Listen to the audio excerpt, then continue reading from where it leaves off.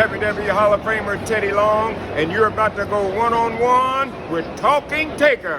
Holla! All right, creatures of the night, and everybody out there in the PSK, the Pod Street Crew, welcome to Talking Taker, episode number 242 of our encyclopedic exploration, dig at the career of the greatest professional wrestling character of all time, The Undertaker. My name is Alex Doriot, and I want to thank all of you out there for joining us for yet another round of Dead Man Talking. And I am joined, as always, by my co-host, my wrestling buddy, my tag team partner. He is my co-captain on this Survivor Series team, Mr. Travis White. And Travis, we are talking Survivor Series tonight. And you know, the old slogan was teams of five that strive to survive. Well, tonight we got five middle-aged men that are drafting to win here tonight. That's right. Sorry, Steven, you're officially middle-aged if you're hanging out with us. Yeah, you've been you gained upgraded, a few dude. years hanging out with us. Always round up. Oh, my back hurts. Yeah, it will once you start hanging out with us, man. Yeah. But yeah, man, we're running it back. This is the third in our series of ultimate fantasy drafts this year. We did WrestleMania, we did the SummerSlam, and now it's time for Survivor Series. Travis, are you ready to build your team of matches? I'm ready to build my team. I tell you what, man, doing this research, some of these matches look like they were made on random creator, like on the video games.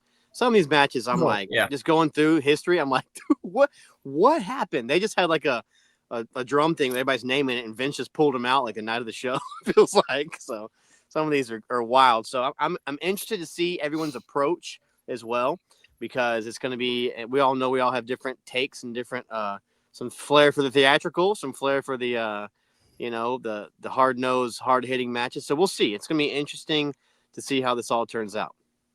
Yeah, with two in the can, we've gotten to know everybody's styles a little bit, and I think it'll be the strategy will be elevated here tonight, perhaps, as people know what to look for, what other people might be going for. And we'll get to the rules. It's going to be a little bit different here for Survivor Series. Survivor Series is kind of a different show, as we all know as fans. So we've tweaked the rules a little bit. It's going to be a few less matches, but we're also going to loosen some of the other requirements that we've had for the other drafts. So we'll get into that in a minute, but I want to introduce our other participants here in the draft. And you may notice that a couple are missing. We do have one that's running late, and we'll bring him into the chat as soon as he gets here. But sadly, our buddy Trey Masso Ciampa is not going to be here tonight. Had sort of a late scheduling conflict here. We tried to work it out with him. We didn't kick him out of the draft. He just could not participate, and we hope to have him back for the Royal Rumble draft. And we have tasked him with listening or watching this episode and giving us his thoughts on he gets to pick the winner, who his favorite draft is. So that's his job here tonight. But drafting number one, he drew the number one pick here. He is going to be leading his team of the Orient Express. Steven Zeman here. He's the captain. Awesome.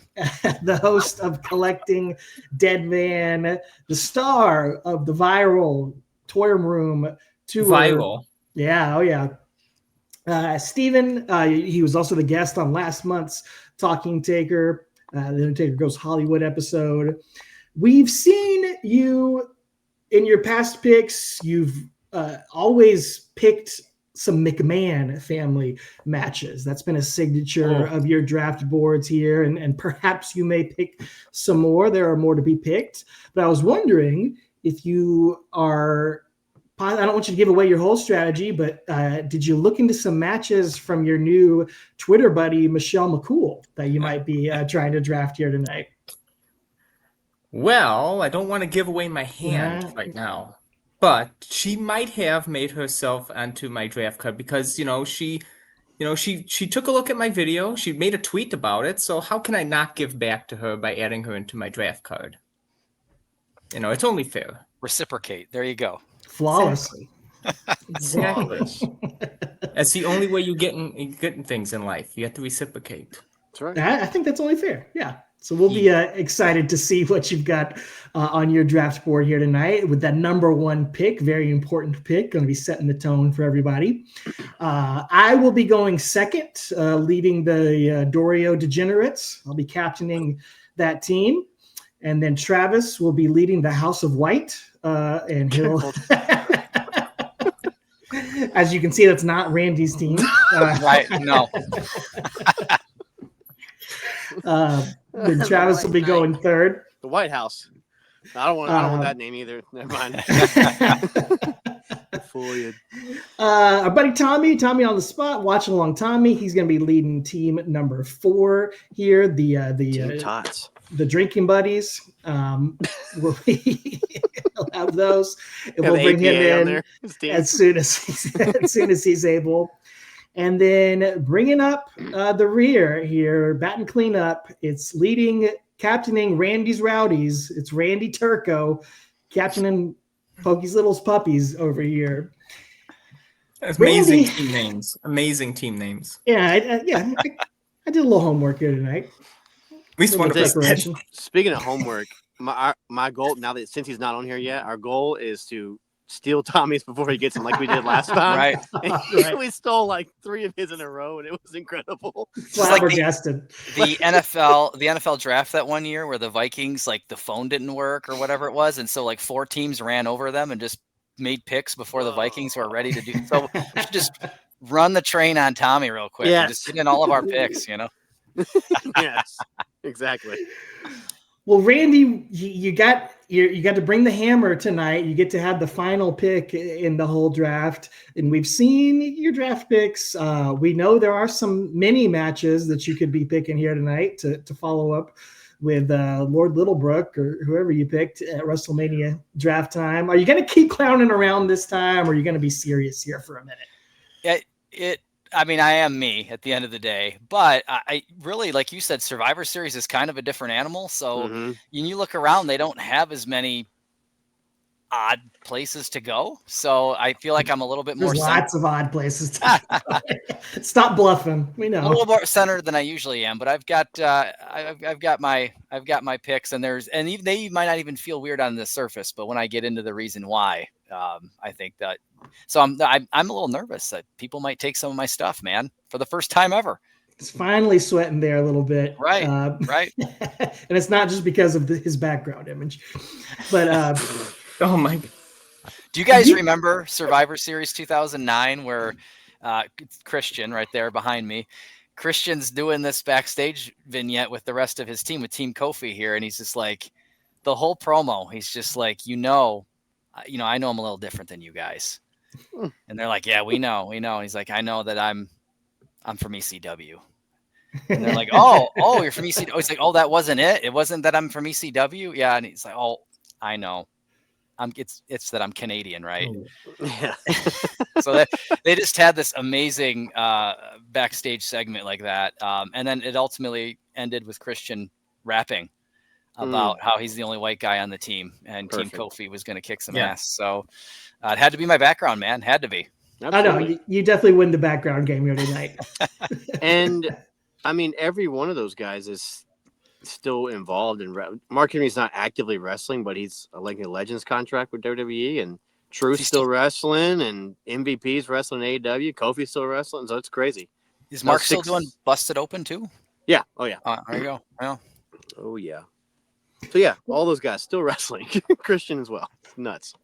Well, you said there, Randy, do you remember Survivor Series 2009? And I thought that was an interesting thing going through the research here for this draft because,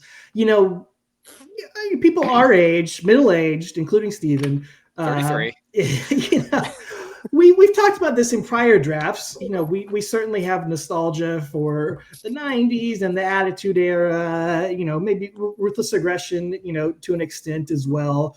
But I feel like more than anything, dudes, Survivor Series, like from 2007 to about 2020 or 21 is just a big blur in my brain for whatever reason, man. Like, I don't know what it is. Do y'all feel the same, or can you pinpoint why that might be? No, I totally agree. And I don't know if it's because of our age, like, in my day, I remember what happened in my day, or is it just because maybe the product wasn't as good or memorable, in the 90s and aughts versus the teen years, the 10 through 19, like you're talking about. It does seem to blend together, whether it's Survivor Series, WrestleMania, SummerSlam that we've done. It always seems like, oh yeah, I forgot about that match, or oh, this seems the same, or what year was this? They all seem to blend together for that decade for some reason. And I don't know if it's the product or if it's just our age. Yeah, I feel that way about the old ones actually as well. Okay. Like I can't be. I guess it's because those I was having to rent or get from you or something, Alex, and watch them, way after the fact. And again, Survivor Series, the match, the attraction is the Survivor Series match, or was, for years. So there wasn't a lot of big title matches or whatever. Yep. You didn't think about it. It was always the Survivor Series, but then sometimes they would just kind of be, like I said, thrown together matches. So I don't know. A lot of the early ones, they don't stand out to me. Mid 90s to late 90s to the early 2000s definitely stand out. And then honestly, the last several years stand out to me a lot.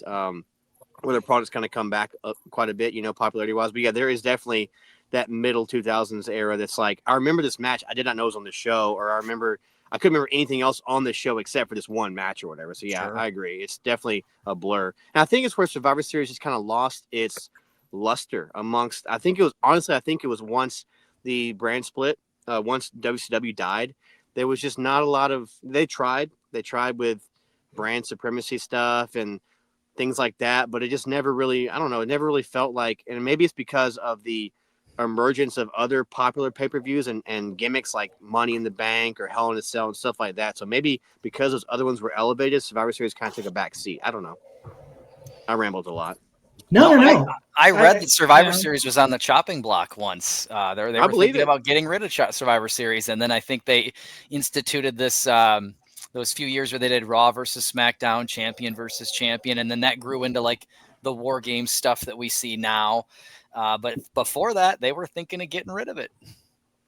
Well, Steven, as someone who is a few years younger, we'll give you a little credit here.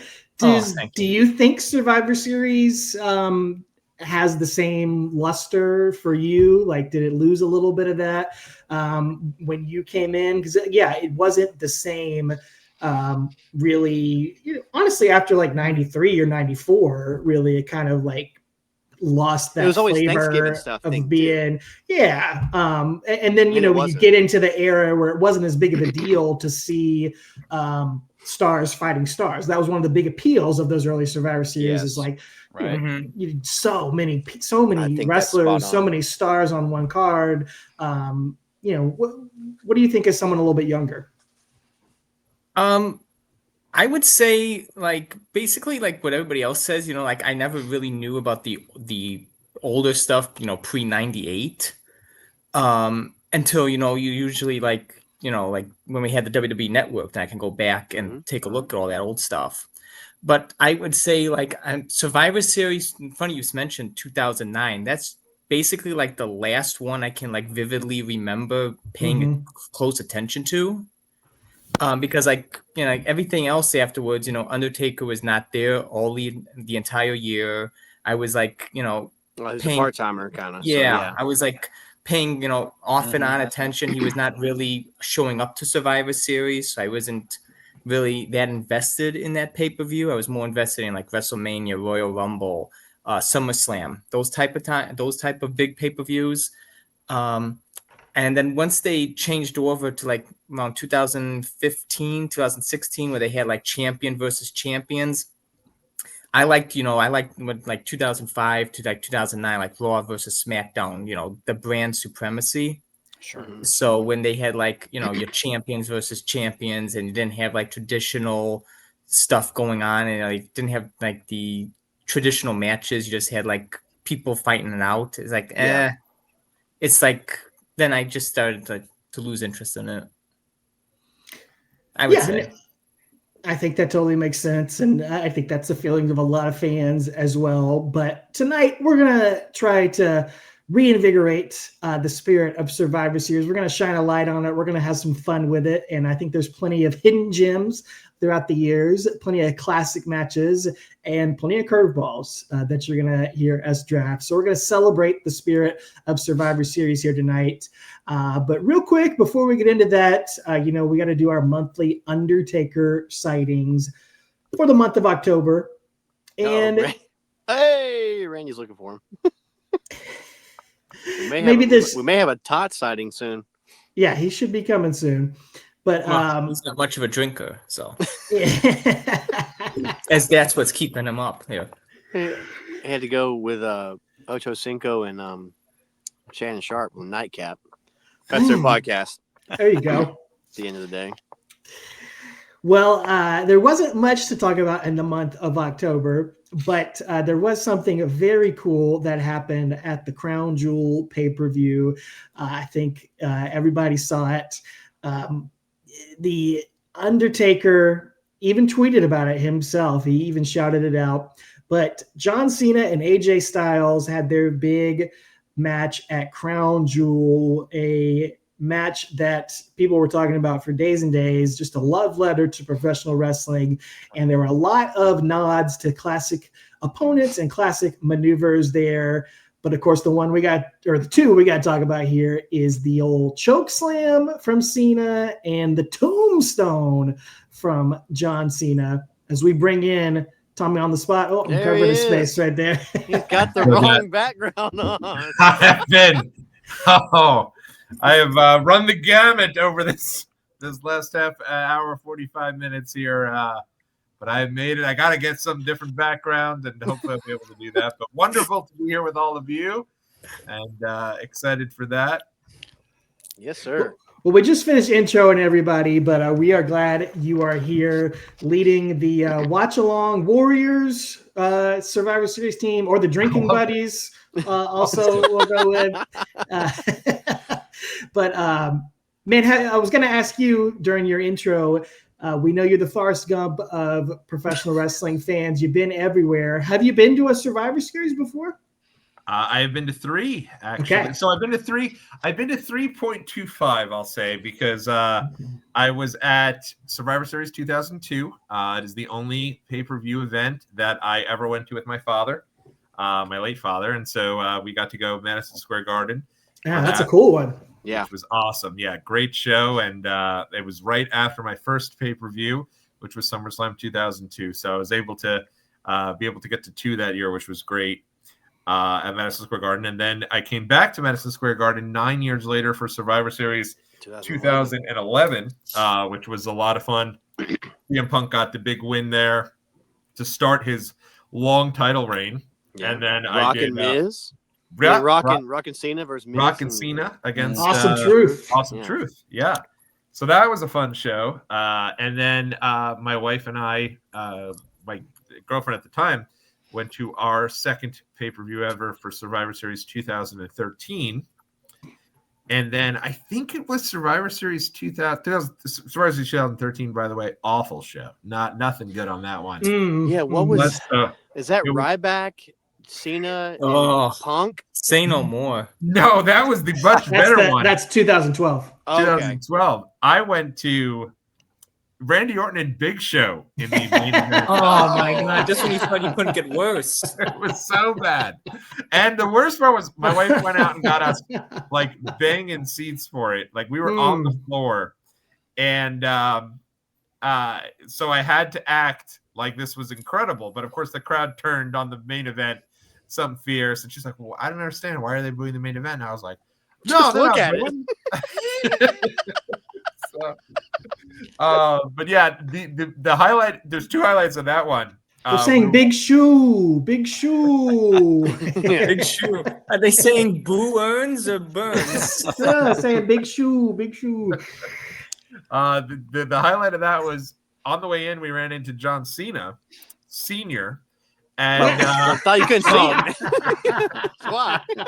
And I went over to introduce myself, and he cut a promo hardcore on my wife and I about being Johnny Millionaire, Johnny Famous. He was handing out Johnny Bucks, and my wife was like, "Who was that lunatic?" I was like, "That was John Cena's father." So, and then we went where we were on the floor, and so we had to go to the back to use the restroom. And when we did, there was a guy up with a hoodie who was talking to security, and my wife was like, "I think that's Randy Orton." And I was like, "That's not Randy Orton. No, it's not Randy Orton." And then he pulls down the hood, and he's like, "All right, listen, it is Randy Orton, but please keep it on the low." And he was there because he was trying to tell security to let JoJo, who he was at the time talking to, her friends to come in the back, anyone who wanted to. So I really wanted to tell my wife, let's just pretend we're JoJo's friends. Of course, yeah. We should have just went backstage. But yeah, other than that, awful show. And then we had a plan to go to Survivor Series. I think it was 2015.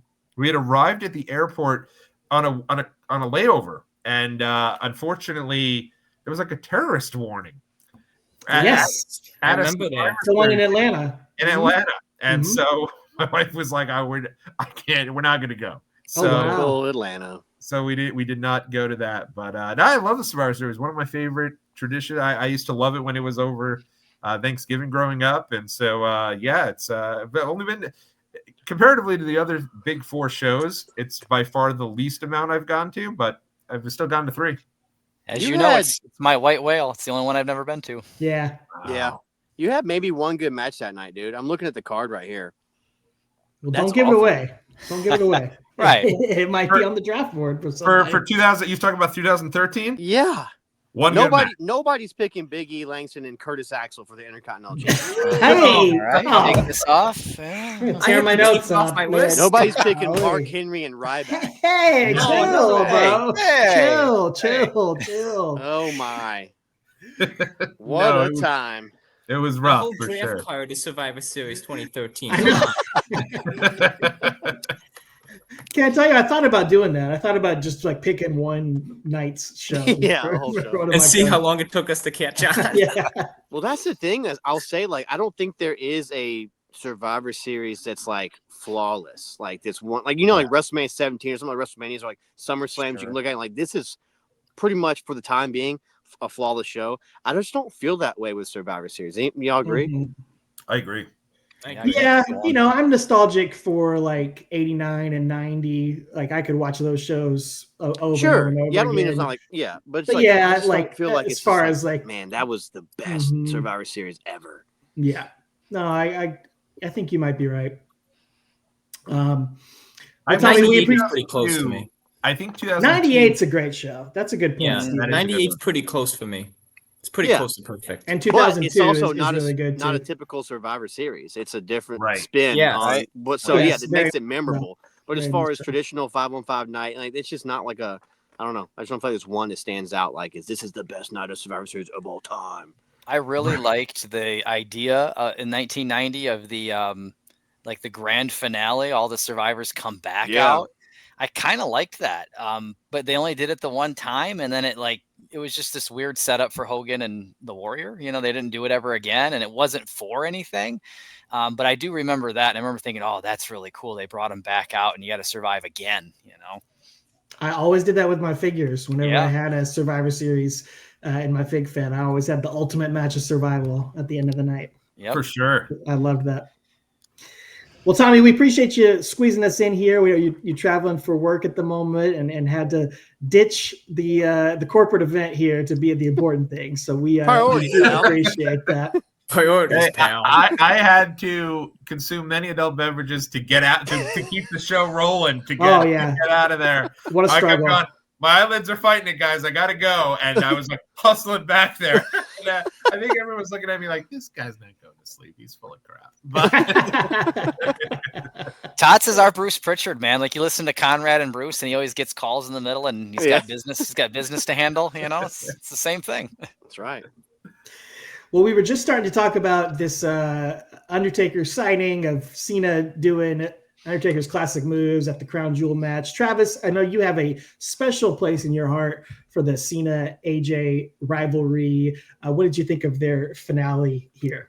Yeah, I mean, this match is incredible. I mean, it's great. It's definitely, I've heard a lot of criticism about it, how it's just like it's cheapening finishers, or it's just like a bunch of them hitting finishers or whatnot. Now, if you did this match in 2017, it would have been like, oh, what are they doing? But like, it's Cena's last ride. It's his last time with AJ. We know he's been doing these homages during these last few matches. Like, to me, it made it so much cooler, especially with AJ wearing his like TNA gear. Cena giving that cool, like, piece of paper to what's her name, Alicia Taylor, that read it, and you could tell that AJ was caught off guard by those kind words that Cena said, which again, it took the spotlight off of just Cena, and he was like, this is about me and AJ, you know. And then, not to mention the match again, that they never leave the ring, just like Royal Rumble 2017, which is awesome. And you know, they hit these whoa, look at that, Tommy's got great background. Oh my goodness, I better get rid of that. That's so and then they just hit these, you know, they hit a good wrestling match, and they start doing those homages, and where AJ is doing homages to TNA wrestlers, and Cena is doing them to, you know, his rivals in WWE. And obviously, well, I think it's near the end. Oh, we lost him. He'll be back. He hits, you know, Cena, or AJ comes to him, and he reaches up and grabs and goozles him and hits the choke slam, and then does a tombstone right after that. And it was just really, really cool. And that's been confirmed by WWE, as they've done TikToks and Instagram reels of showing who he was actually, you know, homaging, and it was definitely Undertaker. So, nice. Yeah, for sure. I don't think it was Kane. Could have been Kane. Yeah. the great Kane Cena rivalry of 2012, I think. Rise Above Hate. Kane rivalry. had two masks on. Yeah. He had a welder's mask and his other mask. Yes, exactly. Like the Rocketeer. Exactly. Yeah. Anybody else want to offer any thoughts on that encounter? Yeah, I thought go watch. If you haven't seen it, go watch it, please. It's a great match. Mm-hmm. They just have they can't miss together. Those two guys just can't miss. They have beautiful chemistry together. It's incredible. And I really thought too, I mean, going into it, I was so worried because, you know, they've had such great matches in the past. I was like, how could they ever live up to that? But they did something completely different. Exactly. It was different. Travis. It was so much fun. Yeah, it's fun. And the reaction I got when I even suggested that John Cena's choke slam was an homage to the Big Show and not the Undertaker. But definitely was the Undertaker. Yeah, everyone was, who do you think you are? Yeah. The Big Show. Why would he do a tribute to the Big Show? So yeah, but it was great. So much fun, such a great match. And I agree. At this stage of John Cena's career, you know, he's out of the title picture, I really think, since SummerSlam. I think this is all about the tributes and the specialness to it. And I think this match was perfect for both of them. Yep. And it gave AJ a chance to do it too. I don't think John Cena's worried about getting 5-star ratings from Dave Meltzer at this point. He wants to have fun and do fun things. And that was fun.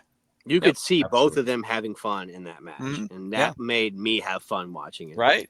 And not to mention, there was 20,000 minions in the crowd, you know, in their little yellow John Cena shirts, all literally looking like minions. Yes. Right? It was just incredible. So, well, I did want to there he is. Mention briefly. I'm gonna have to be Bedview tonight, guys. I apologize. That's all right. It looks great. Keeps kicking us out. So. It's the Edge and Lita celebration view, as we talked about yesterday. We do have the world's number one LFG fan, the guy who's keeping it on the air on A&E with the 0.001 ratings, Randy Turco. Give us an update. Did The Undertaker successfully defend his LFG championship on season 2? No, but I feel like it was the LFG screw job a little bit. Really? They do. If you've ever watched LFG, so the answer is no. I'll tell you how it goes. Nope. I tell you how it goes. Travis has, but I'll tell you how it goes. They, you know, each of these coaches, Bubba Ray, Michelle McCool now in place of Mickey James, and Undertaker, Booker T. Everybody has their team of like 4 people in the Performance Center. They put on matches, and then when they put these matches on, everybody votes on who was like the best male performer, who is the best female performer. There's like point standings based on who gets the most votes that week. Like you won the week as the top female, you won the week as the top male. Right. And very similarly, based on that, whoever the coach is, the coach gets points for the coach's standings. They're chasing that LFG title belt that Undertaker won in season 1. So they show these standings at the end of each episode. This is a very consistent thing. And then we get to the grand finale where we start eliminating people for a couple weeks, and we get down to the nitty gritty, and it's the women's finals and the men's finals, and not necessarily who wins the match, but just who puts on the best show. Yeah. Shawn Michaels comes in at the end and says, you're TV ready. You're going to NXT. You're TV ready. You're going to NXT. He picks the winners for the actual students, which was Danny Sikelski and Shiloh Hill, the female and male winners that'll be allegedly appearing on NXT soon. And Undertaker, I believe, led the standings or was tied at going into the finals. And Danny Sikelski and Shiloh Hill are both his people. They're both on his team. They both won. And somehow they said, Shawn Michaels said Michelle McCool is now the LFG champion. She gets the LFG. Come on, dude. I don't understand. Rigged. Where's this held at? In Florida? Recount. Right. Yeah, right. 25 years later. I'm unsure. They are still counting the ballots from election 2000. Recount this one too. Yeah. Right. Put it in the queue. Unbelievable. We'll keep it in the family though. Michelle McCool won it, so still he kind of won. He did talk about how, I think the big rub here is he's like, I'll never be able to hear the end of this in my house. And so I think that's the haha there. But I was like, how did she win? I don't understand. That makes no sense. Yeah. I got C's in math, but I don't get it. Well, there's always season 3, maybe. In 10 minutes, yes. We'll see. Season 3 premieres tonight. Right. And season 4 comes out tomorrow. They'll run concurrently. Right. Oh, good Lord. Different nights. Season 3 and 4 at the same time. We appreciate your insight, and I'm sure everybody listening who didn't watch appreciates getting the insight, Randy. We do appreciate it. But let's get to it, man. Let's get to the action. What everybody's here for, this ultimate Survivor Series fantasy draft. Let's go through the rules here for everybody listening. Like I said, we did tweak it a little bit from our other drafts. Instead of 8 matches, we're going to be down to 5 matches here tonight because, modern day Survivor Series maybe have a little bit more, but certainly the older Survivor Series, a lot of them have a lot less matches to go through. And we also did like a 3.5-hour podcast last time. So I think we all maybe thought, let's maybe condense it a little bit. Right. Although we love doing it. Oh, yeah. And if you add one Survivor Series match is 10 people. So that limits, your pool of talent to, where we're trying not to repeat customers on the same, card. It makes it very difficult when you're adding, 2 matches of 10 people apiece. That's a lot. So exactly. So as Travis mentioned, we're gonna have 5 matches. You have to have 2 either traditional Survivor Series matches, or you can do the War Games matches that have become the new Survivor Series tradition over the past 3 or 4 years. So one of those, or you have to have 2 big tag team matches on your card. Also have to have an Undertaker match because this is Talking Taker, but you can combine that with your Survivor Series match if you want, so you can get yourself an extra pick in that way. And you have to have a title match. I think we said type of championship. Is that right? I think so. I understood it as a world title match, but it's fine. Yeah. Okay. Well, I don't care. If somebody wants to throw in a women's title or an IC title, you got to have some sort of championship defended here. It could be tag team championship. If you want to adjust your picks, I'm fine with that. And then whatever else you want to add on your card, is open. So you got to have 5 matches. You got to include those things in some way, shape, or form on your card. Again, it could be an Undertaker title match, for instance. So you could get an extra wild card match that way. But you got to comprise some sort of 5-match card. And as Travis mentioned as well, no duplicate performers on your card. So everyone can only compete once. That means Kane can be on your card, but Isaac Yankem DDS can't be on the card. So you can't duplicate gimmicks. Only that performer can only be on your card one time. No. And yes, please. Any questions? I have a question that I did not present in the group chat. I wanted to ask it here. Yes, so bring it to the floor. In the more recent years, well, when Vince was still there. They began to do this champion versus champion thing, but there was no title on the line. Right. There was no title on the line. So say you have a world title match as one of you that you pick for, your title match, and then later on you want to do a Universal Champion versus a WWE Champion. Is that allowed? It's not the same performer, I think but so. the title's still up. Yeah. It's not up for grabs, but it's the title's not up for grabs, so I think it's okay. In my That's still opinion. fine. Okay, all right. I just Yeah. wanted to clarify that for me and for other people if they had that same conundrum. So That's just a good call. intricacy I found going through them today. I was like, ooh, we didn't bring this up. So. That's sneaky. That's like picking a free for all match. Just saying. And I did say in the group chat, it was a while ago, I said it was okay if somebody, I was hesitant against it, but I said, screw it. It's all for fun. If you want to pick a pre-show match, go ahead and pick a pre-show match. I don't care anymore. So I know Tommy had mentioned maybe having his eye on a pre-show match at one point. So I'll allow it. Oh, like a young Mills Lane. Yes. I will allow it. Exactly. Calling back to celebrity death match there, Steven. But any other questions? Any other clarifications? Anything else anybody else wants to get off their chest before we dive into it? As Macho would say. Mean Gene. Well, then, let's do it. I am excited. I am nervous. My draft board is very fluid right now. It's the most fluid it's ever been. Mine's not that small. Draft board is very tiny. I've got a lot of options, but it has to do with what everybody else does here, man. A flow chart. And certain people are involved in certain matches. So if I don't get one match, it might bring another match back into play for me. Yeah, that is the big problem. And there are a lot of people who are in so many Survivor Series matches, and you're like, oh, I really want that one, but I can't because I want to use them. It's a lot. Exactly. And when we're all done, said and done with this, I want to save somebody who was in way more than I thought. We'll see. He'll show up in one of ours. I promise. Oh, yeah. Or all 5 of ours. All righty then. Well, Steven Zeman, you have the inaugural pick in the first ever Ultimate Survivor Series draft. You are going to set the tone here tonight. No pressure. Let's hear it. Oh man, like a young George Washington, first at war and first in peace. That's right. That's what we always say about you. We always said that about you. Oh, well, I'm glad. That's all you say behind my back.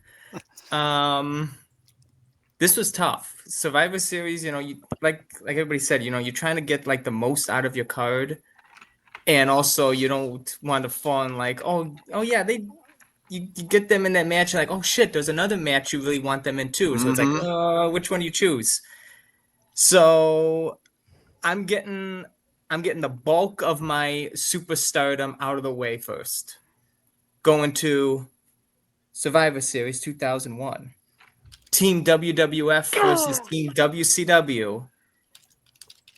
The Rock, The Undertaker, Kane, Chris Jericho, and The Big Show successfully regain WWF for Vince McMahon against Stone Cold Steve Austin, Kurt Angle, Booker T, Shane McMahon, and Rob Van Dam. Huge pick. Great pick. Not only do I get Shane McMahon and a special appearance from Vince at the end with him raising his arms up, with Rock finally getting the pin on Austin, getting back control of the World Wrestling Federation. But the invasion storyline, no matter how horrible it was, I have vivid memories of this entire year. Just like, memories of like watching the pay-per-views with my parents. Just this whole entire culmination at Survivor Series. And, even though it's a fun match, Great match. you get a ton of superstardom, the returning Rock, to coming back from Hollywood, getting his revenge on the Austin, who has turned his back on the WWF. Just everything about it. You get the Brothers of Destruction, and just like I said, the visual of Vince at the end throwing off his jacket, and sheer triumph for The Rock taking back the company. How can I not start with this one? I agree. We talked about it, I think, in the group chat, how the invasion could have been so much better if some of those guys, some of the heavy hitters for WCW had been available. But at the end of the day, I really liked how like the invasion ended. I liked Survivor Series 2001, the whole pay-per-view, like the immunity thing. And then if you're a champion, you're safe. If you're not, you might be at risk if you're on the wrong side of history. And then of course, even this 5-on-5 match at the end here, I was a little bit nervous. I remember being like, why are you nervous? Like, it's so obviously going to be team. But I was a little nervous. I remember being a little nervous. And do you remember, I kind of remember at the very beginning of this, it was going to be Vince McMahon instead, and then they threw Big Show in there for Vince. Yeah. But that's got to be because like Vince didn't want to, he wasn't going to be the sole survivor, and he wasn't going to eat a pin, right? Oh, yeah. Right? I wonder if that was what they originally thought. It was like Vince was going to be the last man standing. Yeah. Right. That would have been so much worse. I would have loved that. No. I would have loved that visual of Shane and Vince once more. Oh, God. No. But now Vince is the face. Vince is the face that people are cheering for. Oh, my gosh. Vince is standing there. Shane on the opposite side. Shane gives him the old. That whole deal there. That would be. What else can you ask for to close the Survivor Series? Right. Exactly. Well, know, the fun thing about this match too is there were stakes for it. You know, it wasn't just 5-on-5 or Braves. They were literally. It was the Alliance versus the WWF. So whoever wins it all. Winner takes all. You know. So it was fun. And good underrated part of it was when I think it's Jericho's kind of messing around with WWF. So Taker comes back out and he's like, hey, you better cut this out right now. Because he's obviously he's been eliminated, but he's Mr. WWE. So he comes out to make sure no more funny business. We need to win this match, which I thought was really cool. Gosh, that promo that Vince gives this team earlier in the night when like Rock is jogging the entire 5 minutes.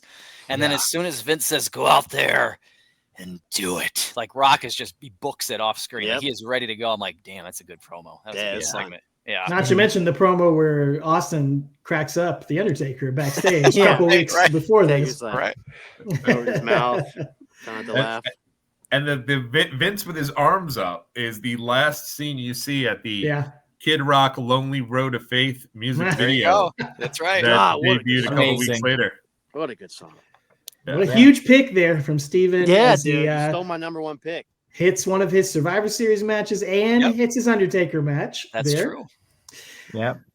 Well, Undertaker doesn't have a good record at Survivor Series, so I knew he was probably going to be one that has I knew you're going to pick a one that has a loss anyway. So it's like, might as well go out with the team. Yep. He may not have a good record at Survivor Series, but I think he is associated with Survivor Series. Maybe not more than any other pay-per-view because obviously the streak with WrestleMania, but it is one of his signature shows. It's where he won his first WWF championship. Yep. But it's also where he debuted, and that has got to be what I'm picking here for number 2. The Undertaker's debut match at Survivor Series 1990. Perfect. Steven and Randy and I were all wearing repro shirts from that night. It is one of the most iconic debuts in WWF history. I'm talking the $1 Million Team, Ted DiBiase, Rhythm and Blues, Greg Valentine and the Honky Tonk Man, and the Mystery Man, The Undertaker, making his debut against Coco Beware, the Hart Foundation, and Dusty Rhodes. I had this locked in for my first pick because Survivor Series 90, to me, that is probably my favorite pay-per-view of all time. It's not the best pay-per-view of all time, but it's the one I'm most nostalgic for, the one I rented the most from the video store. I loved that Ultimate Survivor match. I loved the Gobbledygooker when I was a kid, and I loved the Undertaker's debut. Like 2 hours ago, I'm sitting there thinking, oh my God, Steven's going to pick this. Steven's going to pick this. Steven's going to pick this. I had my whole draft lined up, basically hoping to get this. I thought with the number 2 pick, I think I could get it. I don't think Steven's going to pick it. And then I started thinking, oh no, he is. He's definitely going to pick it.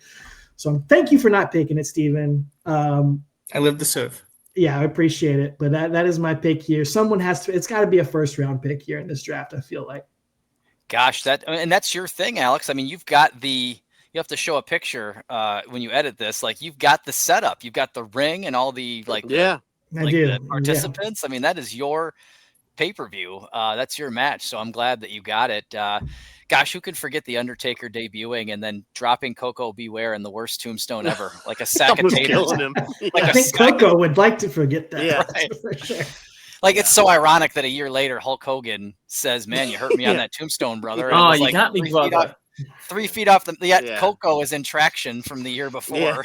Yeah. Still, a year later. Yeah. No, I didn't even write that one down because I knew you were going to take it. I remembered you were second. I was like, he's taking that as his first pick. So good. I'm glad you did. You would have let me down if you hadn't picked that pick. No, I couldn't wait. So. I couldn't wait for it. No. Gosh, Taker was so scared he was going to be the Eggman. Yeah, dude. And exactly. We'd have a very different show if that was the case. That's right. Talking Eggman. Can't wait. It's be a Sonic the Hedgehog podcast. Sonic the Hedgehog. Well, Travis, Man. I know you're already scrambling Or the there, Beatles. buddy. Speaking of eggs, yeah, I'm scrambling. We got to here. put you on the clock here, though. Oh, yeah. This sucks. All right. So This sucks. it Now, does. Tommy, before you came on, Travis was gloating and did. saying, "Oh, let's all steal Tommy's picks and Right. get him angry again." And now here he is, I'm screwed I'm over already in the first round. upset. It's pick number 1. I'm upset. All right. There's so many. There's just so many that have crossover guys that are in the same. There's too many great ones that share guys. So I'm gonna go with one that's pretty recent in the last few years, but Okay. I am a sucker for storytelling in wrestling. Mm-hmm. And this match is absolute cinema. If you followed the storyline going into it, this match was just, I mean, you could do documentaries about the way this match was put together and the storylines leading up to it and what came out of it. And this is the 2022 Men's War Games. Roman, Jay, Jimmy, Solo, and Sami Zayn, who was, again, Sami Uso. Jay wasn't accepting him. The rest kind of were, and he had to prove himself. And they face off against Sheamus, Ridge Holland, Butch, I'm going to call Pete Dunne, Kevin Owens, Drew McIntyre. It was Drew Butch. McIntyre. So I did not think I would ever have a Ridge Holland match on any of these super cards that we build together. But And you can't use them again. That's it for Ridge. That's it. You can't use anymore. All the Ridge Holland matches are gone. Yeah. Thanks for reminding me. No, but this just the bloodline side, it was just beautiful. And when Sammy takes that, just the whole stuff with him and KO and him just saving him and then Jay embracing him at the end. I know they're the heels, but it was so cool to see. You cheered for them. You cheered for that whole thing. It was just a beautiful, beautiful piece of storytelling. I love this match so much. So I think, Travis, we discussed it in the group chat. The rule was if you pick a War Games match, you have to say War Games like William Regal, right? Sorry. 2022 Men's War Games. There you go. And you might be right. Wasn't this the first War Games in Survivor Series? I know NXT had done it. NXT had some, but this is when Triple H is in charge, and so he brings War Games before Vince comes back and then dips out again. This is Triple H's, his show. When he comes back and dips. Yeah. And to your point, though, it was so good and successful that it's now a thing. It's the norm, yeah. Right, yeah. But just the story, you just can't beat it, man. You can't beat the story that was told in that match. It's so beautiful. I agree. Really As someone who, I'll go ahead, Steven. And I was just going to say, I remember that closing scene where all of them are standing there and finally they've accepted Sammy. And I thought, man, if ever there was a time for WWE to take a season break, like the season finale. Yeah, it felt like a finale. That moment. And then the first Raw after the new year, that's how you open it with the bloodline coming out. That is perfect as it can go. I'm with you. It was such a great match. It was I remember I got Uso shirts for my wife and I for Christmas that year and the honorary Uso shirt for our daughter. Yes. So I was all in. Such good stuff. And I was so happy to finally see Roman embrace Sami Zayn as a part of the bloodline for sure. Yeah.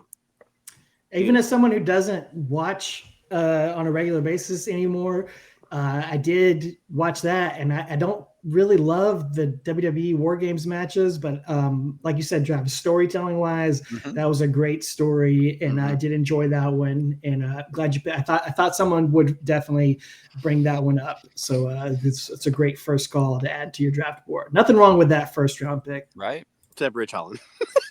Rich the Fridge. He's just a piece of the story. Yeah. Piece of something.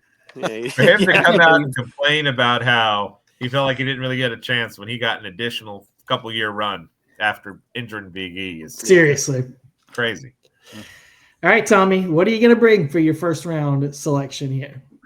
This is very tough because I was hoping, because it would have set my card up perfectly. I was like, if there's any way possible that I could get that darn 1990 Undertaker match, I'll be so set for the rest of this way. But alas, it is not to be. And so I will go with a match that is near and dear to me. It is my look at the title matches. It's the one that I feel kind of is a step above the rest.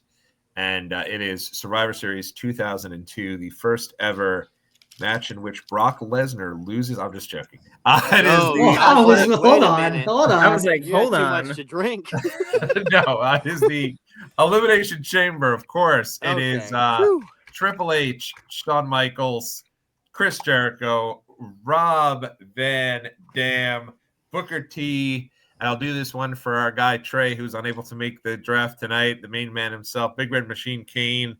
I love this match. Yes. It is really cool because my buddy and I, the night before, my mother took us to go meet Shawn Michaels. And I said to him, Shawn, good luck tomorrow night. And he said, you know what, kid? And he said, come on in here. And I got in there real close next to HBK. I said, kid, I got to be honest. I don't know how many more of these I got in me. And then he'd go on. So I was convinced he wouldn't win the title at that point. No way would Shawn Michaels work me. My dad and I went the next night to Survivor Series. I had gone with a friend to SummerSlam 2002. And so the Survivor Series 2002, I got tickets for my birthday. Went to Madison Square Garden to meet Eric Bischoff as he was shaking people's hands. And I was kind of like, hey, I got 2 tickets. I could choose a friend. I chose my dad. And we went to this show. And just so cool. Such a great match. Shawn got the win. I was totally surprised in the ugly poo-poo pants. The Dutch boy haircut. Awesome. And the haircut, too. Yeah. Don't forget the haircut. And unfortunately, his final run, he's one of my favorites of all time. His final title run. So I was very... You guys broke up for a second there. Everyone hear me okay? You're back now. You're back now. The very first Elimination Chamber, too. Something that's still going strong here over 25 or 23 years later. So pretty cool to get to witness that moment in history. This is where Triple H's throat gets crushed, right? Yes, he does. RVD with lands on it. Is that why he sounds like that? I'm kidding. I think 02 is an awesome pay-per-view. I think it's in the running. It's close. If you had to debate what the best Survivor Series of all time is, a lot of fun stuff on that card. And that Elimination Chamber, it was so unique, so different. Everybody didn't know quite what it was going to be. And you think about all the different ideas and different gimmicks that WWE throws at the wall, and they rarely stick around. And the Elimination Chamber is one of them that has, proven the test of time and is still going strong. So, I thought for sure someone was going to pick that. And I'm glad you did, Tommy, getting to have that personal connection to it. That's really cool. Right. Absolutely. All right. Randy, you got to come in here with your first, and you'll get 2 back-to-back here. So you get to play that game. Yeah. So it's a little mainstream for me. But I was a little nervous. I got to take it now because if there's anything I'm nervous about, it's this one. So I thought, let me get it out of the way if I could just survive 4 picks, and I did. So I think I'm going to start with my WWF Championship match. Ooh. And this match for the WWF Championship is from the 1990s. So as we were talking about, the 90s is our wheelhouse. It's considered a pretty good little technical match with maybe a little bit of a mess at the end. It's refereed by Earl Hebner. This match is the WWF champion Bret Hart defending his title against the Heartbreak Kid Shawn Michaels, but from Richfield, Ohio. not Montreal. He did it. From Richfield, Ohio in 1992. I'm not picking that other thing. Sean was the Intercontinental Champion here. Wow. He just won the IC belt from the Wild. Just got the IC belt from the Bulldog, who was soon to be fired. And so this match is just for Brett's WWF title. And I mean, 92 HBK has Sherry singing the theme still. Shot. I mean, look at that Kentucky waterfall that Sean's sporting right there. And Brett's in his first reign as champion. He just won it at a house show from Ric Flair in Saskatoon a month before this. So absolutely, he's got the captain's jacket with the epaulets on the shoulders, which I looked up that term of art, by the way, like the little tassel-y things. Little Sergeant Pepper jacket. Yeah. Yeah. He's got the captain's jacket, and he's trying to kind of like prove that he's the fighting champion. Like, I'll take on that workload. I don't care. I'll fight everybody every week, every day, every time. And so the story was Bret Hart's the best wrestler in the world. And Shawn Michaels is this like upstart who might get him because maybe Brett's a little overworked. Maybe he's taking on a little too much. And so it's so funny because this is 1 year removed from Hogan and Undertaker. And we're already a year later. It's Shawn and Bret, and the smaller guys are working. And I was reading a lot about how this is like kind of like if Bret Hart was in the NWA touring as champion, like this is the kind of matches that he would be putting on. And, you know, it's so funny because every great hold that's applied, like Vince plugs Ico Pro, like at least twice he plugs Ico Pro, and one other time he says, "Oh, you gotta want it." So that's in there. And then the main reason I picked this was the ending. Bret does get the win, and I don't think that was that much of a shock. Bret did outlast Shawn. Shawn put in a great match, kind of showed that he was worth it. At the end of the pay-per-view, Santa comes out. He does. Santa comes out with his giant sack of toys. And he celebrates with Bret in the ring as it snows. Yes. And he gets Santa to do the Bret Hart like taunt with the hands out. And so him and Bret are like doing the Bret Hart taunt while it's snowing. What a better way to end your pay-per-view. And as soon as I saw that, I was like, yes, we're going Bret Shawn 92. Awesome. I love it. Great pick. May I just say, Randy, never change. Never. I will say that moment was so great. You had me in the first half. You had me in the first half. Right.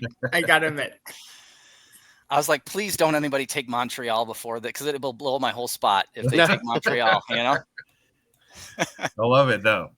Awesome.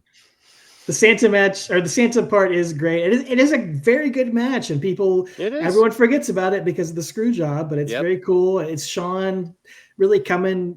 You know, he wasn't a main event guy up at that point. Right. It's his first real shot on a big stage, and like you said, really crazy that in a year's time we've gone from Hogan and Taker to Bret and Shawn. I've never thought about that. That's crazy. Yeah, right, actually working and putting in like holds and stuff, and like a year before it's like leg drops and punches, and it's crazy, you know.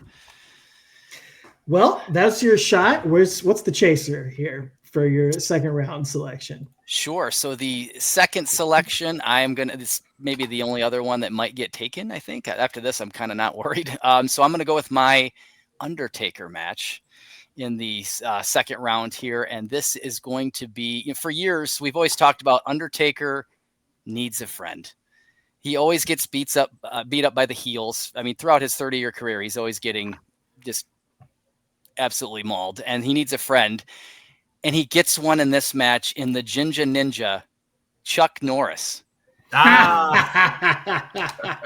So I'm going to take the casket match from Survivor Series 1994, Undertaker and Yokozuna. We know Yokozuna and 9 of his closest friends buried the Undertaker at the Royal Rumble 94 and put him in that casket and killed him. So now he gets I want to say Chuck Woolery. Chuck Norris. What Chuck Woolery would have been. Chuck Woolery would have been right on brand. Right on brand. Chuck Woolery. A very different match. Yeah. Could be the ring announcer. But Chuck comes out Chuck gets pyro. He's in a Canadian tuxedo. Yeah, he is. This is Yokozuna's last run in the main event, because in 95, he's kind of tagging with Owen. In 96, he's kind of doing sporadic stuff with Steve at like SummerSlam, the free-for-all. He's doing a 4-on-4 Survivor Series match, I think, the next year. So this is kind of it for Yoko. They use the same casket that Kane would eventually burn at Royal Rumble 98. Oh, really? Yeah, because when Kane burns it, you can see they painted over all like the Undertaker logos, but when Yeah. Kane burns it, you can see they kind of resurface. Kind of come through, yeah. Yep. Paul Bearer is still using that Sam's Club urn, like the giant freaking 1994 urn. And Chuck, it's funny because Chuck spends most of the match watching the action behind the casket. He's not actually watching the aisleway behind him. But He's a fan. Right. Right. At the end of the day, though, The action's watching him. He's Chuck Norris. That's right. That's right. All right, I'm going to delete Travis from the chat right now. Sorry. Bam Bam and King Kong Bundy do come out to try to test him, and they're too afraid to test him, and they're also kind of running a screen because IRS comes in through the crowd and chokes the Undertaker out a little bit, throws him in the casket. IRS would eventually be his Rumble opponent, Alex. No. Yeah. Alex's favorite. That's right. And then Double J eventually comes down dressed like a Christmas tree, and he tries to test Chuck, and Chuck plants that roundhouse kick right in his chest. And Double J has said on his podcast, he said Chuck knew how to work, man. He laid it in there, but he got it right in the chest where he should hit it. And he laid it in there, and he didn't do any permanent damage. But Taker tosses Yoko in the casket. He breaks that Japanese Fuji flag over his knee because we're still pissed about that 53 years later. Mm-hmm. And then he throws it in there, closes the casket, and that pay-per-view ends with Walker on the outside looking at the Undertaker as he kneels before the urn. Just two redheaded Texans enjoying the evening. Mm-hmm. What a great match. The eyes of the Ranger. That's right. Actually, it ends with Leslie Nielsen saying the case is closed. There you go. That's true. That's true. Wait, at the end of Survivor Series? No, that's a different show. That's SummerSlam, brother. Oh, okay. Come on. That was on my backup. Could you imagine if we got Walker, Taker, 90 Ranger didn't go through. with them two together? Yes, I mean, can. Yeah, would be great. Yeah, I figured that was going to be on your list too, Alex. Right, when Alex said, like, oh, this is something Undertaker's known for, Survivor Series, I thought, oh, no. You know? Great pick and a great end to the Undertaker Yokozuna rivalry, a great end to that story. Very, very 90s match, but, very nostalgic to me. And glad that one got picked there. All right, Tommy, round number 2. What are you bringing to the table here?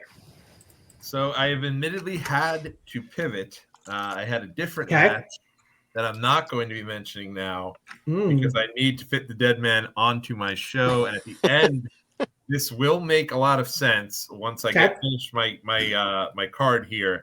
So I'm going to go with the main event of Survivor Series 1993, as I am going with the team of the All-Americans, Lex Luger, the Steiner Brothers, and The Undertaker, taking on the team of the Foreign Fanatics, Crush, Quebecer Jacques, Ludwig Borga, and Yokozuna, which unfortunately does have me burn my Ludwig Borga match here in my picks. But this is a good one. I had to pull it out.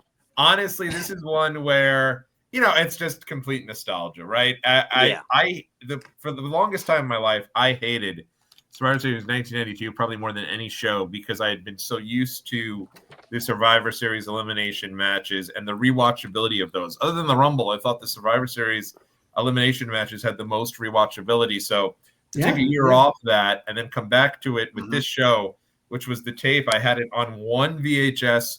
Survivor Series, SummerSlam 1993, followed by Survivor Series 1993. Ooh. Yeah, both of the pay-per-view streams on one tape. I watched it a million times, and I just love this because the initial plan for this was to have Tatanka in this spot, but he, I think, gets injured, and so he's replaced by The Undertaker, who comes out with this iconic Yes.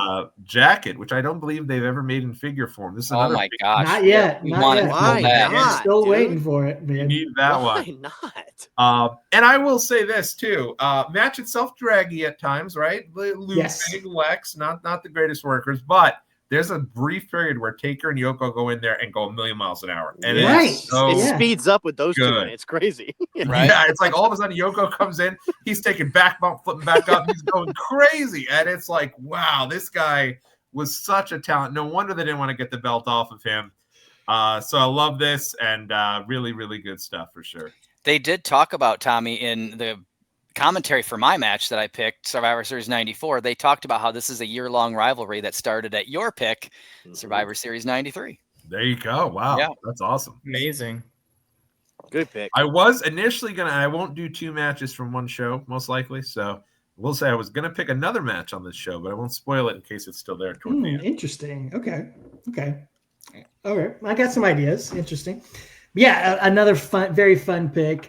We've hit some heavy hitters of Undertaker matches. I believe Undertaker has the most Survivor Series matches of all time. So there's a lot of things on the board that we could have picked, but I think we've hit 4 of the most iconic. Travis, you've still got your Undertaker pick left on the board, so you could leave that one on the table if you wanted to.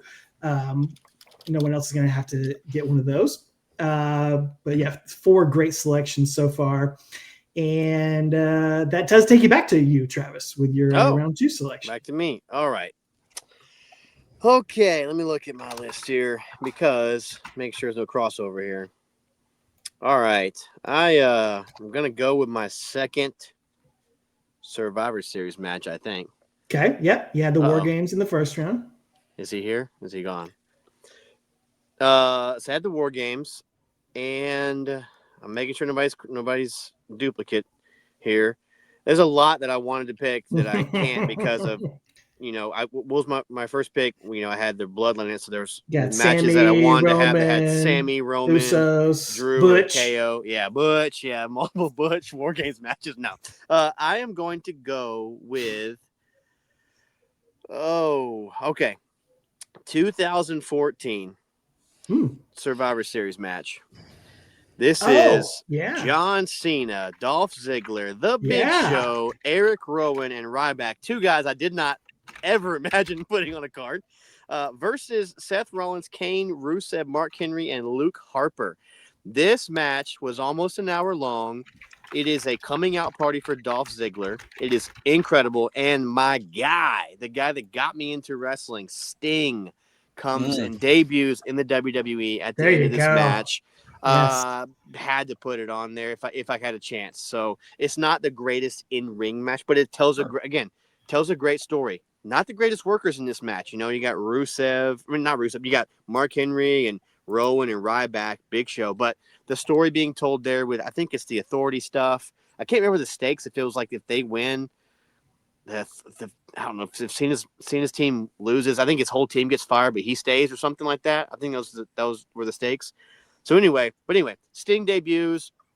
I'll never forget that night. I got goosebumps when it happened because I didn't know he was coming that night. I mean, we saw him. No one did. He was going to be like with the WWE 2K15 game or whatever. We'd known that, but him coming out, like I felt like I was 10 years old again when he came out. It blew my mind, and then that leading to Ziggler's win was awesome. So yeah, that's my second. That takes care of my Survivor Series matches. So sorry, ladies. Since the team authority lost, Triple H. Sorry, ladies. Triple H was fired as the COO. Corporate Kane was fired as the director of ops, and Stephanie was fired as one of the principal owners. Had Team Cena lost, all of Team Cena would have been fired, but not him, Cena right? himself. Yeah, exactly. Yeah. And how long did that stipulation last? 5 About seconds. 2 weeks, I think. But the match time, this match took up so much time, and it was like, but it wasn't like, this match. It was so fun, and I think the last like 20 minutes is like just Ziggler, like he's killing it, dude. He's so good in his match. This was definitely a coming out party for him. So it was, and I just hated that it didn't go anywhere for him. I know that's my only setback with that match. Like in a bubble, it's awesome, but it doesn't go anywhere for him. And speaking of sorry ladies, this match took place and this pay-per-view took place the day after my wedding. Yes. So I'm on my honeymoon. You know, we're like, this is 2014. We're like, okay, no, we're not gonna be on our phones. We're not gonna watch TV during the honeymoon. And, you know, we got married on Saturday. This pay-per-view happens on Sunday morning. Monday morning, I wake up in the hotel. My wife's taking a shower. I'm just like scrolling on my phone. And I'm like, Sting? What? The one pay-per-view on this and Sting comes back. I'm like, I'm sorry, babe. I gotta watch this. Sorry, I pulled up the WWE Network. I'm sitting there on my honeymoon. I gotta at least watch That's amazing. Sting's debut. I remember that. Yeah. That always works out that way. I remember I would take the 1 hour flight from Minnesota to back home to Michigan for like Christmas break, Thanksgiving break, spring break. So I fly home for spring break over an hour and a half, and I don't have the internet. There's no phone back in 2001. It's internet's at home on your computer. So I leave my computer for an hour and a half to fly to Michigan, and Vince bought WCW. Of course, you know, change the landscape. Right. Well, I remember this particular one because it was, you know, fresh off the first Survivor Series of the network, on the network era. Yeah. Mm-hmm. And so, you know, it was like the last hanger-ons. That SummerSlam Survivor Series were like the last times that I still had the pay-per-view parties, because most people started to realize, well, we don't need to pay $50 anymore, so we don't really need to go and all chip in. We don't need to hang out. Yeah, exactly. But we'll still come and watch the show. And I just remember Sting showing up, everyone just going nuts, so excited. It's something you never thought you'd see. Right. And one thing I always loved about Survivor Series is that oftentimes it would be a precursor to the start to the WrestleMania build. Normally that would start at Rumble, but some years when they were serious, it would be Survivor Series that would get you there. So always loved that. And so for me, the moment there where Sting comes out, confronts Triple H, I knew, boy, they're going to have a match at Mania, and it's going to be awesome. So very cool. Well, Travis, excellent pick there. And you talk about iconic moments in Survivor Series history with wrestlers with face paint on. That's got to be near the top of the list. But for me, my pick involves another wrestler with face paint on in an iconic moment. In fact, it involves 4 wrestlers with face paint on, because I am picking Survivor Series 1993. Not 1 doink. Oh. Not 2 doinks. Not 3 doinks, but 4 doinks. Randy's Bushwhacker doink. Bushwhacker Luke doink. Butch doink. Mabel doink. And R.I.P., ladies and gentlemen, in his honor, Mo doink. Rest in peace to the legend Mo Doink against Bam Bam Bigelow, Bastion Booger, and the Head Shrinkers. A pick so good, I think it gave Randy a heart attack. And wait, I thought he was just holding that face because you picked the match you wanted. I think he's actually frozen. I think he left. You got so mad. He left. He quit. You picked his match and he left. He hasn't picked any Survivor Series yet. That was his number 1. Look, in all honesty, okay, I had a tape growing up. It was the most unusual matches, and it had the first ladder match on there. It had the Shawn Michaels Bret Hart ladder match that was before WrestleMania 10. And so, you know, I loved that tape. I loved that moment. Well, it also had the 4 Doinks match. And truly, as a 7-year-old kid, I thought this match was the peak of comedy. Man, I thought there's a moment where Head Shrinker Samu literally slips on a banana peel and gets eliminated for that. Bastion Booger's eating it like a full turkey on the side of the ring. Bobby Heenan is losing his mind on this match. I love it. I want something silly and ridiculous on my card, so that's why I'm picking the 4 Doinks here with my second round selection. Perfect. I love that. And I remember this match. Watch this match on that videotape with you because it had that ladder match. Yeah, this is a fun match. I like how you singled out Mo R.I.P. while 75% of this match is R.I.P. That is true, but I mean, Mo, we just lost. We just lost the great Sir Mo. Randy, did you hear his pick? I did hear his pick. Yeah. Did you get so mad you left? No, I don't. You rage quit? We thought you rage quit because he picked your pick. The opponent has left the chat, right? Yeah. So have we talked about how this is in figure form already? The Bushwhacker, they did release Bushwhacker Doink figures, and of course I have them. Of course I have them. Of course. Do you have them? Of course. Oh, I forgot. man. I was rushed. I'm solo parenting today. I didn't get all my props ready here, but I do. Your props. Mm-hmm. So, do they have interchangeable heads, or are they just so? They do. Yeah, you can put the they normal do. Bushwhacker heads, or you can put the Doink. Wow, that's heads so on. cool. Why would you ever put the normal head on? Yeah, no, Put that's the Doink Why? head. right in the garbage. The normal head. Yeah, pretty much. Straight to trash. It's like the butt of the bread. You open the bread and throw that piece away. Exactly. Open that package, throw that head away. Yeah, for sure. No, a great match. And I remember as a kid, like they had this. I hope I'm not ruining anyone's picks, but they had a solid run of Doink at the Survivor Series, and those were like my favorite Survivor Series matches.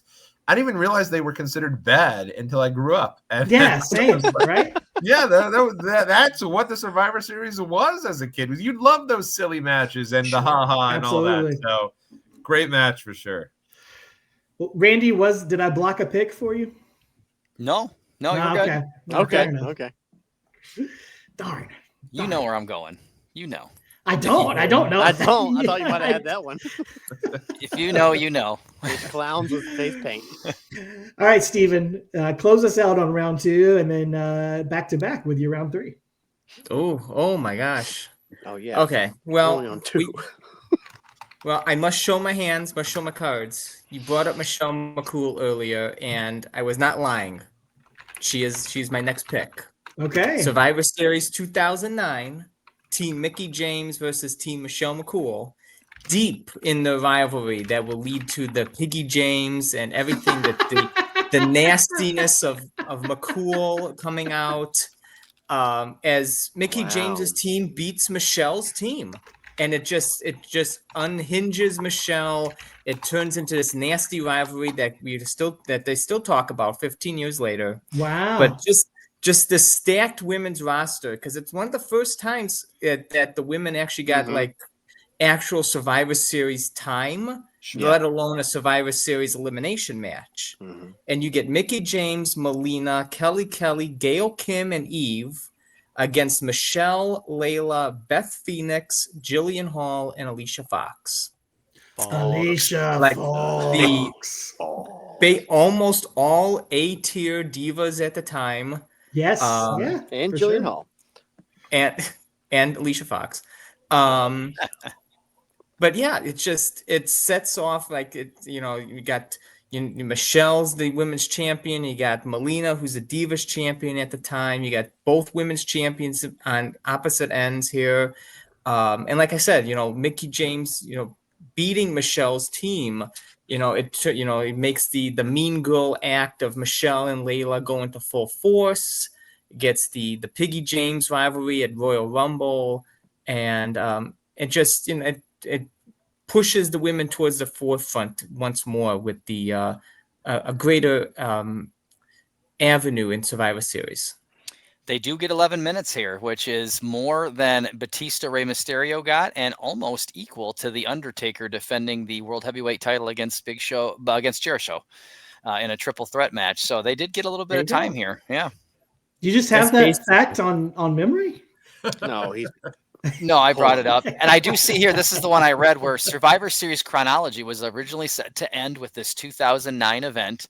During a press conference, Vince McMahon announced WWE would drop Survivor Series. He announced this in February 2010 due to public outcry from Steven and several different fan petitions. The name was later reinstated, and they did sell tickets to the 2010 event.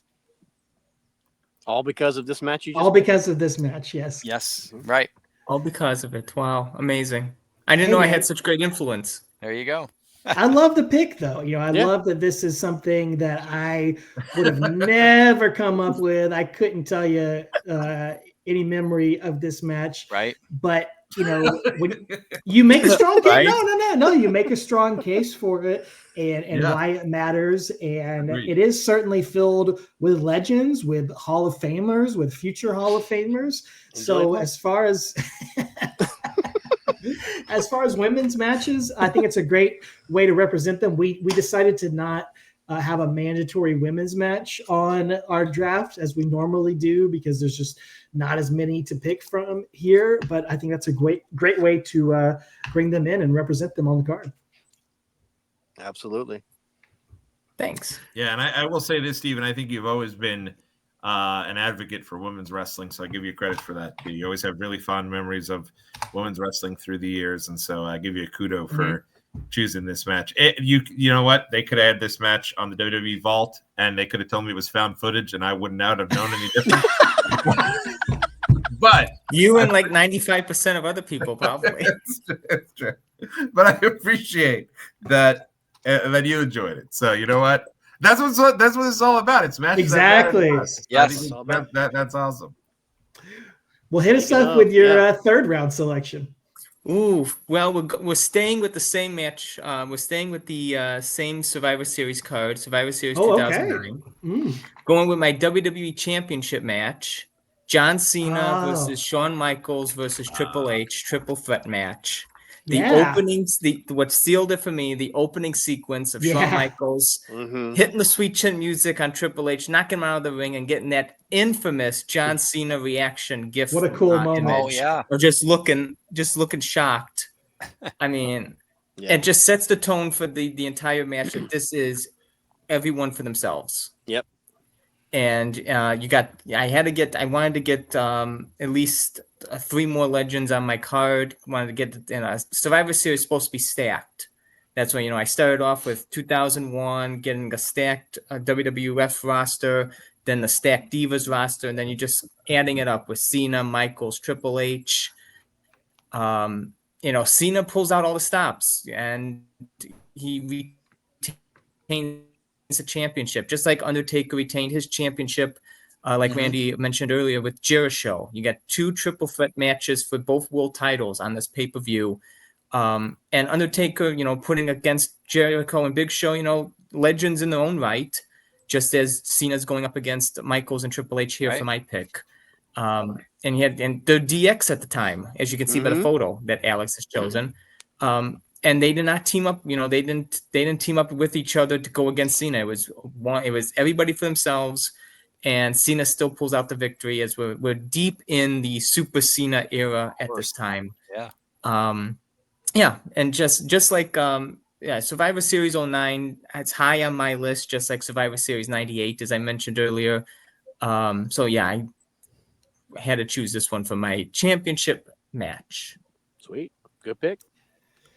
I mean, you talk about Survivor Series has been home to a lot of one-of-a-kind matches. Like, you got your Cena and Orton that you've seen 20 times across so many pay-per-views. Well, Survivor Series has so many matches that only happened one night only, whether it's the 10-man tag matches or, the 4 doinks, whatever you want to think about. These things never happened again. I don't think this match ever happened any other time that you saw a triple threat with John Cena, Triple H, and Shawn Michaels. So that's pretty cool to have something that unique and that different there. And like you said, Undertaker, Big Show, and Jericho on the same night. That was a cool gimmick to use on that night. That's kind of wild when you think about how both brands had their champion versus a team. Yeah. And and then both champions survived. It was like the whole thing is like, oh, there's no way he's going to get out of here. And then both of them actually do get out of here. It's crazy. Yeah. I was at the Go Home Raw to this Survivor Series at Madison Square Garden, main evented by Jericho versus Degeneration X versus John Cena and The Undertaker, complete with full Druid entrance. And even though that match is kind of a throwaway, it doesn't do much, it felt like, oh my goodness, the star power in this match at Madison Square Garden. Yeah, it felt big. Taker getting the Druid entrance felt like my make right for missing WrestleMania 20, and it was awesome. And honestly, if somebody had taken the Elimination Chamber, this would have been my title match for sure. It's such good stuff. 3 of the best in there going at it. You have a lot of history between obviously Triple H and Cena main eventing Mania, HBK and Cena main eventing Mania, and now you bring them all together. I thought that was awesome. Well, you want to talk about star power. That brings me to my third round selection here. And you mentioned the star power of your women's match, Steven. Well, I don't think anybody can compete with the star power that I'm going to be bringing to my round 3 selection here. When you talk about names like Chaparita Asari, Tomoko Watanabe, Lioness Asuka, Bless you. These are my people. And These are my people. Malaysian baddies. Sake Hasagawa, Aja Kong, Bertha Faye, and Alundra Blaze. I am talking about the Survivor Series 1995 Women's Encounter. This is legitimately an awesome match. If you've never seen it, you need to go back and watch it. It's 20 years ahead of its time. Yes. There's never been anything like it, really, before or since. WWF bringing in these All Japan women for just a one-time only pretty much appearance. I think a couple of them All appeared Japan on being Raw. the company, not just the way. Not all of Japan. Yes, correct. Thank you, Company Travis. yeah. Just wanted to clarify that. Vince writes a check. I want to buy Japan. And he could have. We all How know much? he could have. How much, Vince? All Japan. I want all of Japan. Hell, damn it. They are just busting out the wildest moves, crazier stuff than any of the men are doing on the roster. High flying, hard hitting. This match blew my mind as a kid. I think it still holds up. It's so unique and so fun. And that's what I'm really going for with my card. I want some really wild, unique stuff on there. So I had my comedy match. Now I'm going to bring just some hard-hitting, high-flying action here with this women match. And again, it's one of a kind. Never before, never since you're going to see anything like this. Yep. It's kind of wild that they pivoted because they were, we did our last draft and I pumped up Alundra Blaze and Bull Nakano, and they had some decent matches. It was really good women's wrestling, and then they come in here in Survivor Series 95 and have this, and then they kind of she leaves for Nitro, and they kind of just get away from it, and then it's when they do bring it back in 98, it's just not the same for the longest time. It's kind of wild how it evolved that way. The real laying the groundwork for the women's revolution here in 1995 of all times. Right. With all of Japan. I remember when they did they did a couple of year period where they were releasing all the anthologies on DVD for each one of the different events. And Survivor Series, they unloaded a bunch of them. They were not in a big set. You had to buy each one separate. And I remember buying 95 and not really remembering Survivor Series 95. So I went back and watched it in full, and afterwards being like, whoa, where did this women's match come from? Like, there's a lot of really innovative stuff, and it's really good. A great match. A great shout. I'm glad it got onto to your card here for sure. Yeah, sorry to steal your heritage there, Steven. Oh, it's okay. If anybody can steal it, you can, Alex. I appreciate it. All right, Travis, we're at the midway point here. So your pick number 3, right here in the middle. I'm going to go ahead and seal my Undertaker match here. I'm going to go with there was several to choose from, but I want to get this is going to be my title match and my Taker match all wrapped up in one. This is 2007 World Heavyweight Title, Hell in a Cell, Batista versus Undertaker. A returning Edge, I believe, comes in near the end. This just sets up their year and a half long feud for the next year. So, Taker, Batista, insane chemistry. Hell in a Cell. This is a phenomenal match. Great. These two guys had no business working this well together. Yeah, that was on my short list. So it was a great match. One of the great rivalries. There, and I think we always think about the WrestleMania stuff, but I think that one gets kind of slept on is that Hell in a Cell match. And the way, again, I'm a sucker for storytelling. Edge coming here, and then what it leads through to the rest of the year and the whole next year. It's all connected, pal. Because he's a cameraman in disguise in this one, and that kind of comes into play, in some of the other matches in their rivalry. Yeah, for sure. There's a couple injuries for Taker involved in that, but it really goes Batista, WrestleMania, 23.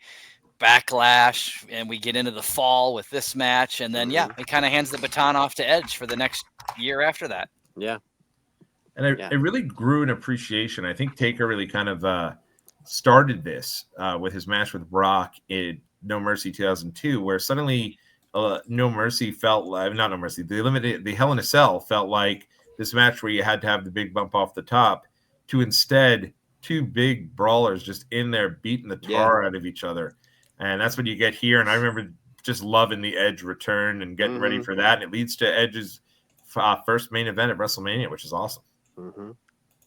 With the beard, look at that. You beard. got the beard. Yeah, the short-lived beard. So great good. look. Oops. Wrong one. All right.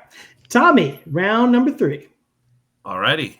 So for round number 3, even though I am with Alex in this, in terms of me typically kind of groaning when this type of match is announced, I've got to go and I got to give us a little bit of wall games. There you go, buddy. Because I am going with Survivor Series 2023. I got to pull it up because I want to make sure I get everyone here because it's a match where a couple different things. I completely pivoted here. I had another match where I wanted to include a lot of these guys. I'm not going to include that one now because this match here allows you to get just a ton of people on the show who I want up as a part of my card, including who I consider to be Mr. Survivor Series, the returning Randy Orton here as he teams with Sami Zayn, Jey Uso, Seth frickin' Rollins, and I have the wrong one, I think.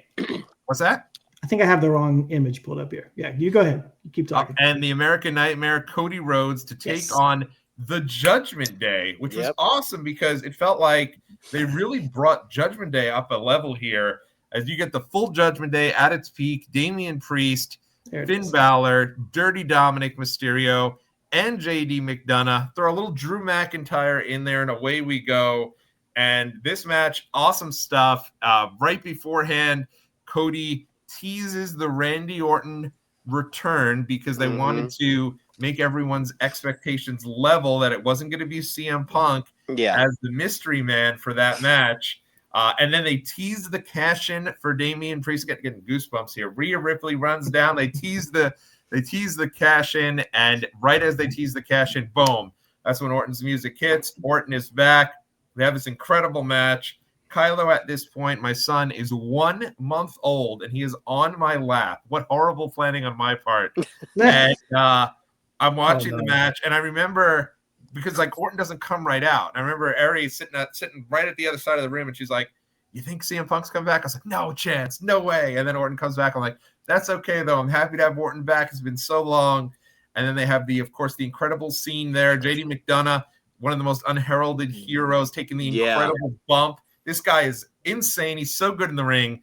And they have this moment there where obviously all the baby faces are hands up in the air. They say, "Thank you so much for joining." The Survivor Series logo flashes, and then all hell breaks loose. The return of CM Punk. That's right. I lost my mind. Poor Kylo was crying. Erica came running over not to see if Kylo was okay, but to make sure she was able to bear witness to Punk's return. And my God, I have said this once. I'll say it a million times. Anyone can find me this guy. I want to interview him for Watch Along Wrestling. Not CM Punk, not Randy Orton, but the fan that CM Punk runs into the arms of as he makes his return. I don't know what he was thinking. Runs into this man's arms, and the man just gets in front of the camera, and he goes, "Chicago, Chicago, Chicago," and just doesn't let go of Punk. And I'm like, I don't know that Punk's gonna get out of this man's grasp, but he lives forever. Every time anything good happens in the city of Chicago, I put this guy's picture up,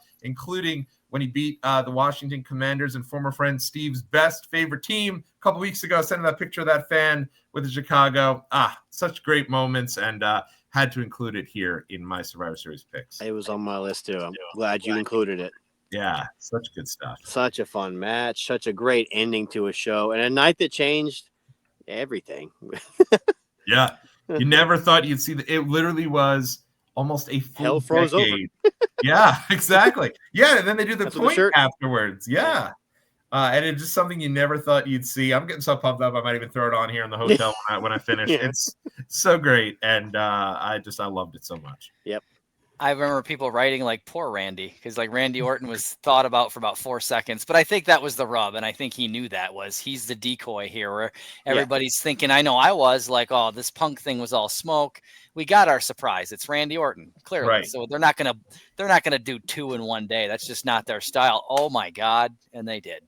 Well, and I also thought, no way are they going to screw Randy, right? Like Randy has this big return. No way are they going to overshadow that. So just very well done.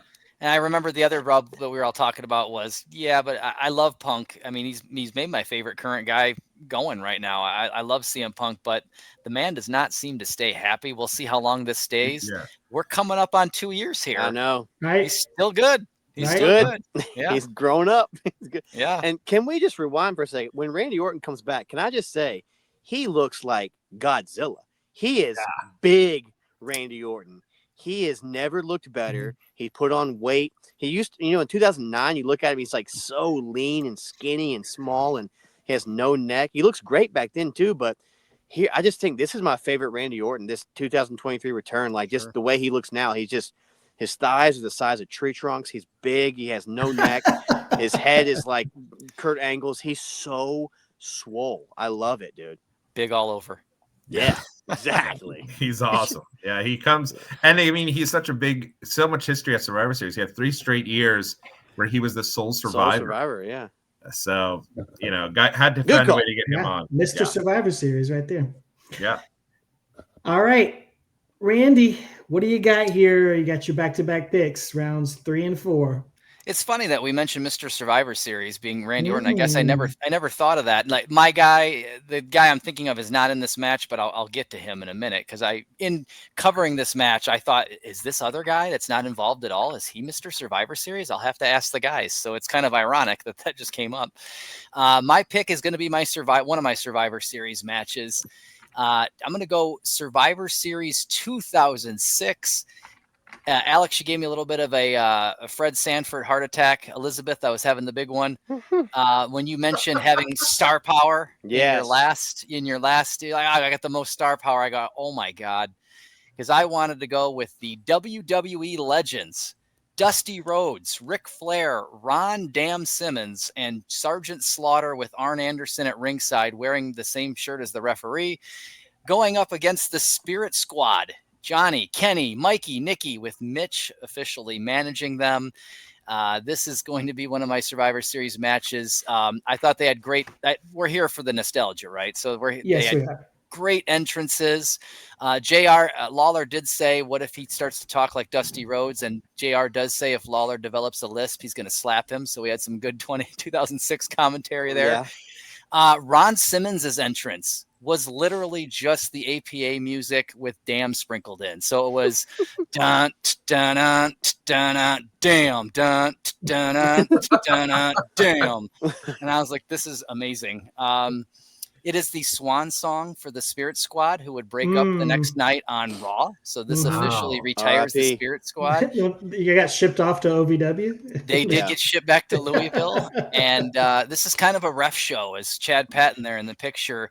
He counts out, Ron Simmons is not long for this world. He counts out Ron Simmons for stalking Mitch on the outside. And then he throws Mitch and Arn, the managers, out from ringside as well. So none of those guys last very long.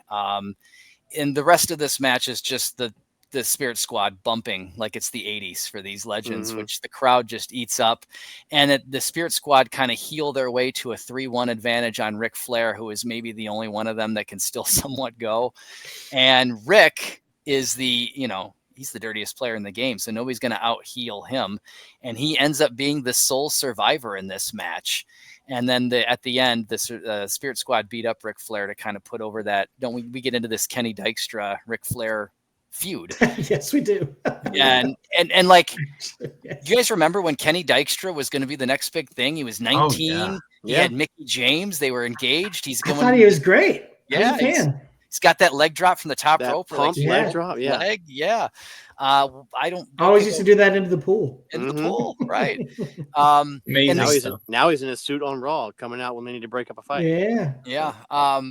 Flair, so I looked it up. Flair was the sole survivor twice in his career, 15 years apart, 1991 and 2006, which is kind of a feat into itself, 15 years apart. But I thought, is he Mr. Survivor Series? But he was only in one other Survivor Series, and that was that tag match in 92, where I think him and Razor lost to Savage and Warrior. And then I looked at the Warrior stuff, and I'm like, Warrior survived as the sole survivor in 1988, 1989, 1990. He even survived the grand finale in 1990, so he survived twice in one evening. Dang. And then he did win the tag match in 1992 with Randy Savage. No, he didn't. No, he didn't. They didn't win? No, he got replaced by Mr. Perfect because he bailed on the show before. Oh. Sorry. I didn't see that. So I was like, is Warrior? I mean, I was just really impressed with like soul surviving He's the ultimate, 4 times in 3 years. Survivor Warrior. Yeah. But I didn't realize that Randy Orton had done it 3 years in a row too. So maybe they'll have to have a match one day on the other side. I'd love to see it. Right. Amazing. R.I.P. Well, I had that match on my short list, but then I was like, well, I can't take it because I've got Dusty in the Undertaker's debut match. But I had it on my list at one point before I realized I was double dipping Dusty Rhodes, which if you're going to double dip, who better? Double dip on Dusty. There you go. Double dip on Dusty Rhodes, baby. All right, Randy, hit us up with round number 4. I'm going to save my greatest pick for the end because I think I'm pretty safe. So I'm going to go with my wild card match here. And this is going to be I was a little nervous when Steven was talking about his love of Survivor Series 98 behind him. We're going to go Survivor Series 1998 Deadly Games Tournament, first round match. First and foremost, is Deadly Games not a banger in itself? Oh, yeah. Oh, of course. It's on my shuffle playlist. Like, you got to play that with the windows down, right? And just while you're driving. Right. The title is vacant after Austin was pinned at Judgment Day by Taker and Kane in unison. So this whole evening is a tournament for the belt. I hope this is what I think it is. Vince wants corporate. It looks like Vince wants corporate Mankind to be the man to win the tournament. We all know it's a ruse, and Rock is the real protege of choice. So Rock is scheduled. Spoiler. Yeah, well, I know. Spoiler. Sorry. 27 years. Too soon. Rock is scheduled to face Triple H in the opening bracket, but Triple H had a legitimate knee scope procedure, so he can't wrestle. So the Stooges come out, complete with DX entrance, spitting, crotch chops, which is amazing, and they let everybody know there will be no forfeit for The Rock. He gets no free pass. He will have to face the big boss man, Vince's personal security. This is not what I thought it was. So Alex making it clear. Here comes the big boss man running down the aisle as the substitute, and he runs in, slides under the bottom rope, right into a small package. It is a 3-second match. Stop it. Yes. The match, my friends and I would always talk about. The match is ding, ding, ding, ding, ding, ding, and that is your match. And the boss man, by the way, lost to Stone Cold earlier in the evening. So boss man goes 0-2 and about 3.5 minutes. 3.5 minutes. He lost 2 matches. So that is my wild card, boss man and Rock, 3 seconds. The Survivor Series LVP, the big boss man, perhaps. Yeah. Randy, I really thought, and I even, I preloaded a lot of photos here tonight. I thought that on your short list was going to be another first round matchup of Mankind versus Dwayne Gill. That's what I thought he was going to pick too. I thought for sure that was going to be what you're going with. I thought about that and I looked into it and I'm like, if this is Gilbert, it's in. And then it was not. He was not Gilbert yet. And I'm like, I think I'm going to go Boss Man Rock for 3 seconds instead. But if that was Gilbert, he was in. That was the deal breaker. You know that Dwayne Gill is such a great reveal that nobody even refers to it as a bad. Like, that mystery partner was built up so big, just as big as the greater power. And then it was Dwayne Gill with Vince coming out with the speckles, reading the card of all his accomplishments. But he ends up becoming Gilbert, so no one's even disappointed by it. It actually works. Right. And it works in the greater storyline of Yeah. the show for that night, which is like, Travis and I, when we covered that, I mean, we agreed that's like the greatest single night of storytelling. Yeah. In ring wise, it's nothing to write home about. There's no Sure. like probably nothing above like a 2-star match on that night. But as far as the story that's told throughout that tournament, it makes it for a great show. This whole night deserved an Emmy just because of the storytelling. The way, I mean, honestly, like you said, I was going to say the same thing. Like, there's no 5-star match on it, but the story that's thread throughout the whole entire night, that's based on the corporate stuff and just the way they swerved you with Rock at the end. It's just, God, this is probably Vince Russo's greatest night of writing, all in one piece. It's just so cool. Like you're thinking, oh, Vince wants corporate mankind to win, so we're going to stack the deck on Rock. Even though his opponent's out, we're going to make him face the Boss Man to at least weaken him up. And then the Rock, Rock just happened to be the Rock, and he's Mr. Cool, so he was able to wrap up Boss Man in 3 seconds. Or maybe it was supposed to be that way. Exactly. Yeah. It's like it wasn't just like a swerve at the end where it's like just for swerve's sake, which is what Russo is guilty of a lot of times. It's like we'll swerve it and then we'll figure it out. This one made sense when you look back in hindsight. All the things made sense, which is very rare for Russo booking. But I'm a Russo defender. But this was a perfect night of writing. Yeah, I'm glad you added something from this night. Didn't know it was gonna be that match. Didn't know it was gonna be that. Yeah. This is the night where I became a Shane O'Macaholic, if you will. Sorry. Because when Shane shows up and he comes in and he does the 1 and the 2, and I know we're a family program here on Talking Taker, so I won't do it, but he has the big smile on his face and he looks off Steve, and I just remember losing my mind and being like to my mom and dad, this is so great. This means they're going to go with The Rock as the babyface to win the title. And then they do, but he's actually the heel. Yeah. So this is fantastic booking. I agree. All right, Tommy, your 4th round pick. Randy, I know you're keeping track. Has he hit all his benchmarks?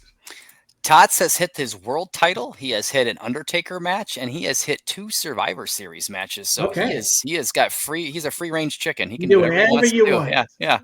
And since I am a free range chicken, I think I'm going to drop a freestyle if that's okay. Red Rooster? No, I wish it was. No, that's because this whole pay-per-view is ass backwards.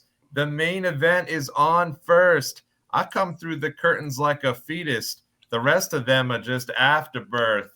I'm going to Survivor Series 2003 Team Angle, the team of Kurt Angle, Chris Benoit, Hardcore Holly, randomly APA Bradshaw, and the never seen 17 John Cena, who's his first pay-per-view as a babyface, a run that would go on until this year as a babyface, going up against Team Lesnar, led by Brock Lesnar, The Big Show, and here we go, the trifecta of great.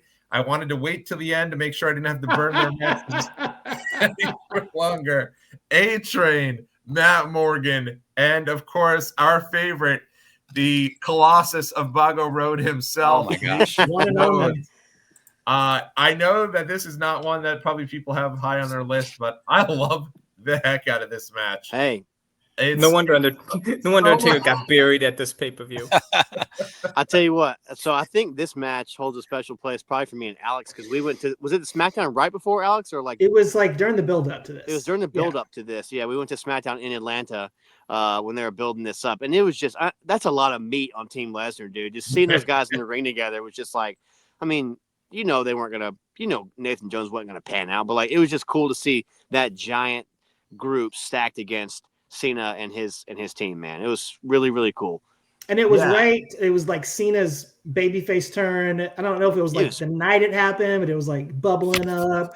I bought the Word Life shirt when we were there. Like he did his like rap that was completely inappropriate. And I was like, yes. He said Brock Lesnar's something inappropriate. Yeah, exactly. We were 17 years old. Like, yeah. So. Good call. I mean, it is. It's and even though you knew like the only reason why Nathan Jones and Matt Morgan are on this match is because they just needed 2 other big dudes so they could complete Team Meat, the Big E special here, and they just have all these guys. Anagram right there. First and foremost, Hardcore Holly comes out. He gets a massive big star welcome. Like he comes out, and if you go back and watch this, Hardcore Holly comes out. People are like, oh man, it's on. And they protect him. They have him go in there and destroy Lesnar so quick, and he's out of there because they're still building to his world title match at Rumble 2004. That's what they're building to. That's the real. Right. I got an idea. Yeah.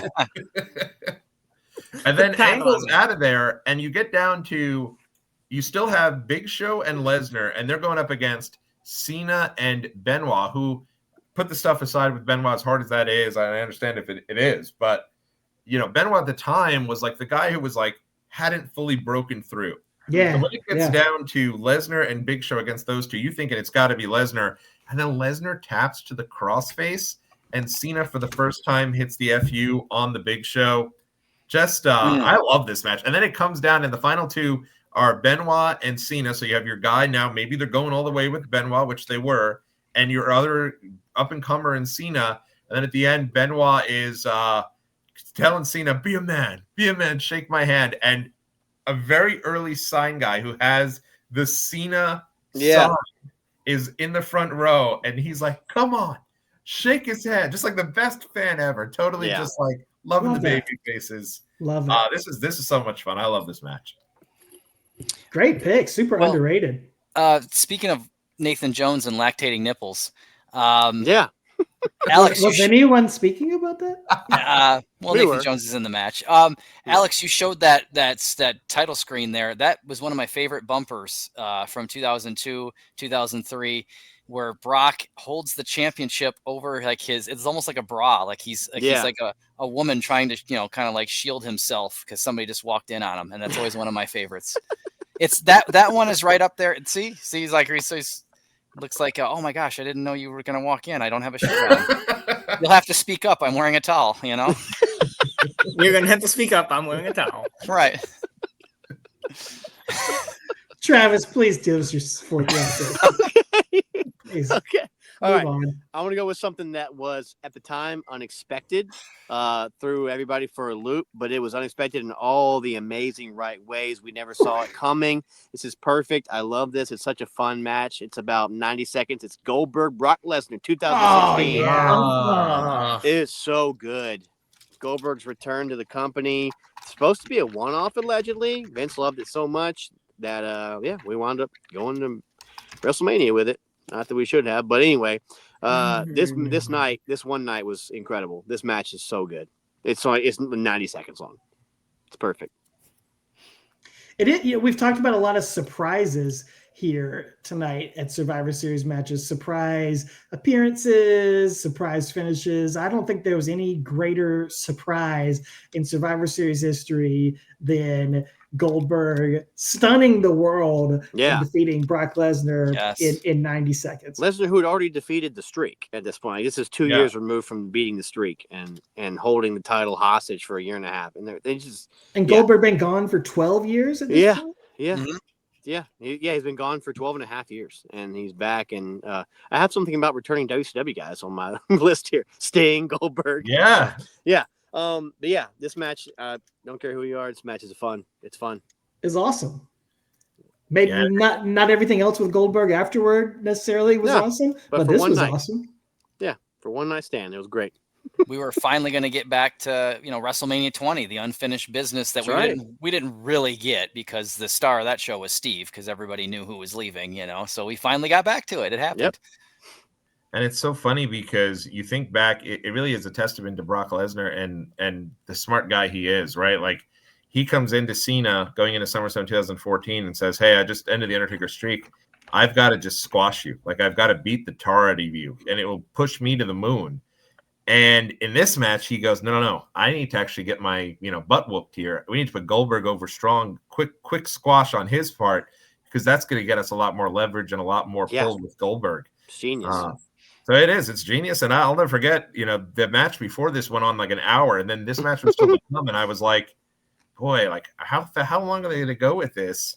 Goldberg is his first clean loss following the ending of the streak, just out of nowhere, but so well done. I remember too. I'm not saying this is what happened for this match, but I remember Vince had talked about wanting to incorporate more, I don't know, quick finishes, upsets. Like he wanted to mirror real sports. Yeah. And sometimes real sports, there's just somebody gets boat raced. It just happens. And it was the Sheamus Daniel Bryan World Heavyweight title match at WrestleMania, I think 28. And that was like 18 seconds long, and people were not happy. But like that was the idea, was sometimes it's just going to be a boat race, and same for this match, you know. But 3 months before this was Lesnar Randy at Orton at SummerSlam when he busted him open with his elbow and all. It's really unexpected. So Lesnar had been into some kind of weird, strange endings because he had gone back to UFC and fought as well in the meantime too. So it's just very strange time. But yeah, this was perfect booking that nobody saw coming, and I love that. Definitely a classic, memorable Survivor Series moment here. And I need a world title match. I almost forgot that I needed one. I'm sitting here looking at stuff and like, oh, yep, got to get that. And I wanted Elimination Chamber 02, Tommy, but you did grab that one, understandably, early on. This is the other one I thought you might have grabbed, Tommy, but I will take it since it's here for the taking. It is another New York Madison Square Garden moment. I'm going with Shawn Michaels losing the title to Psycho Sid at Survivor Series 1996. Sid's first world title win. The crowd turns on HBK, gets behind the man, Sid. Ruling the world. We have talked about our love and appreciation for Sid, who's still somehow not in the Hall of Fame. Got to change that here very soon and get the late great legend Sid in there. A legitimately awesome match, one of Sid's greatest matches, his greatest moment and achievement in the WWE here, and a super memorable night there in Madison Square Garden. I will gladly take this. Yes. All the fist bumps to the crowd. I'll gladly take this as my title match. Yeah, I'm glad you did, man. This is a great match.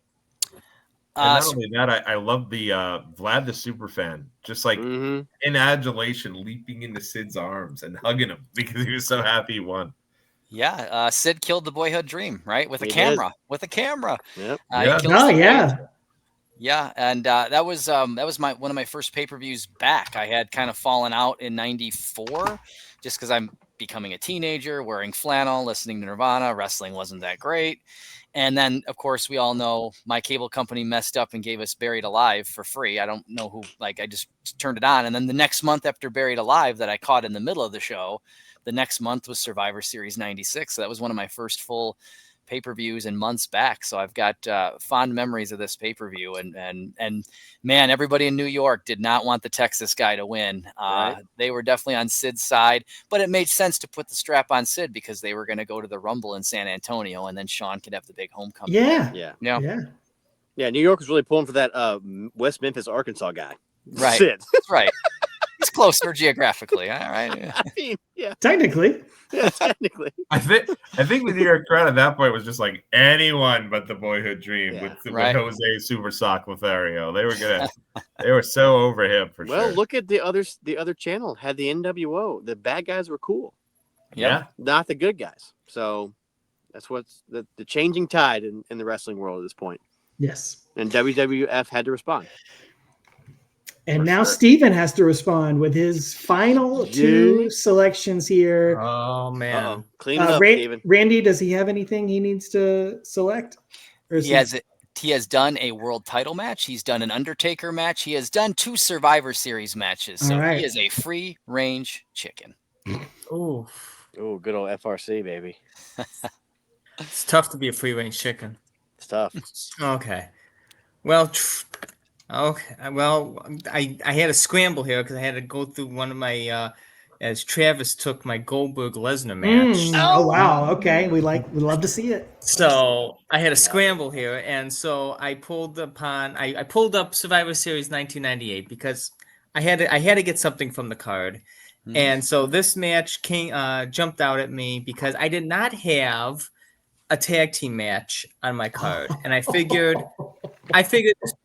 this one checked all the boxes. It's a triple threat tag team match for the tag team championship.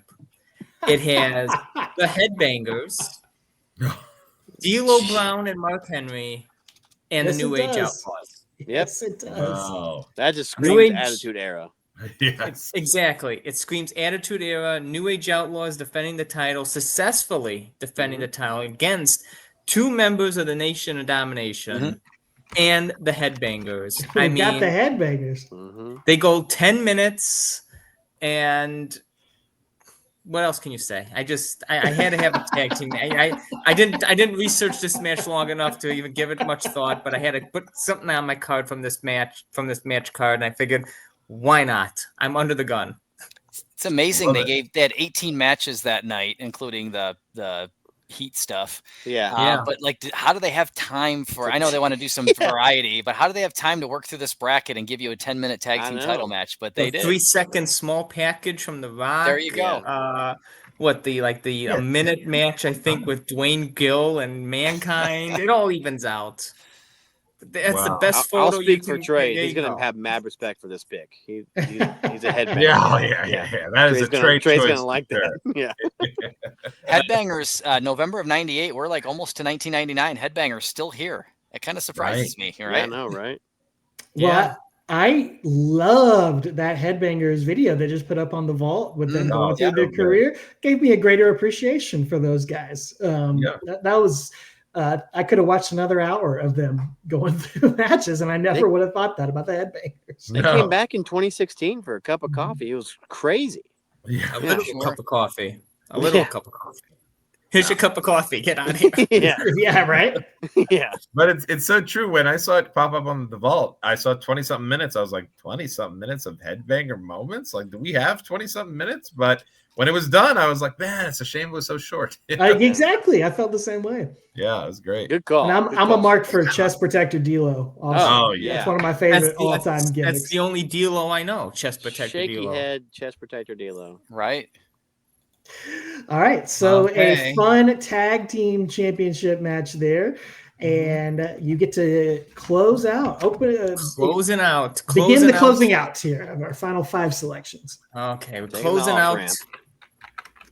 out with a another match that really set the bar, set the standard, and coming back to the women's matches, a hardcore match at Survivor Series 2002. Victoria defending the women's championship against Stratus.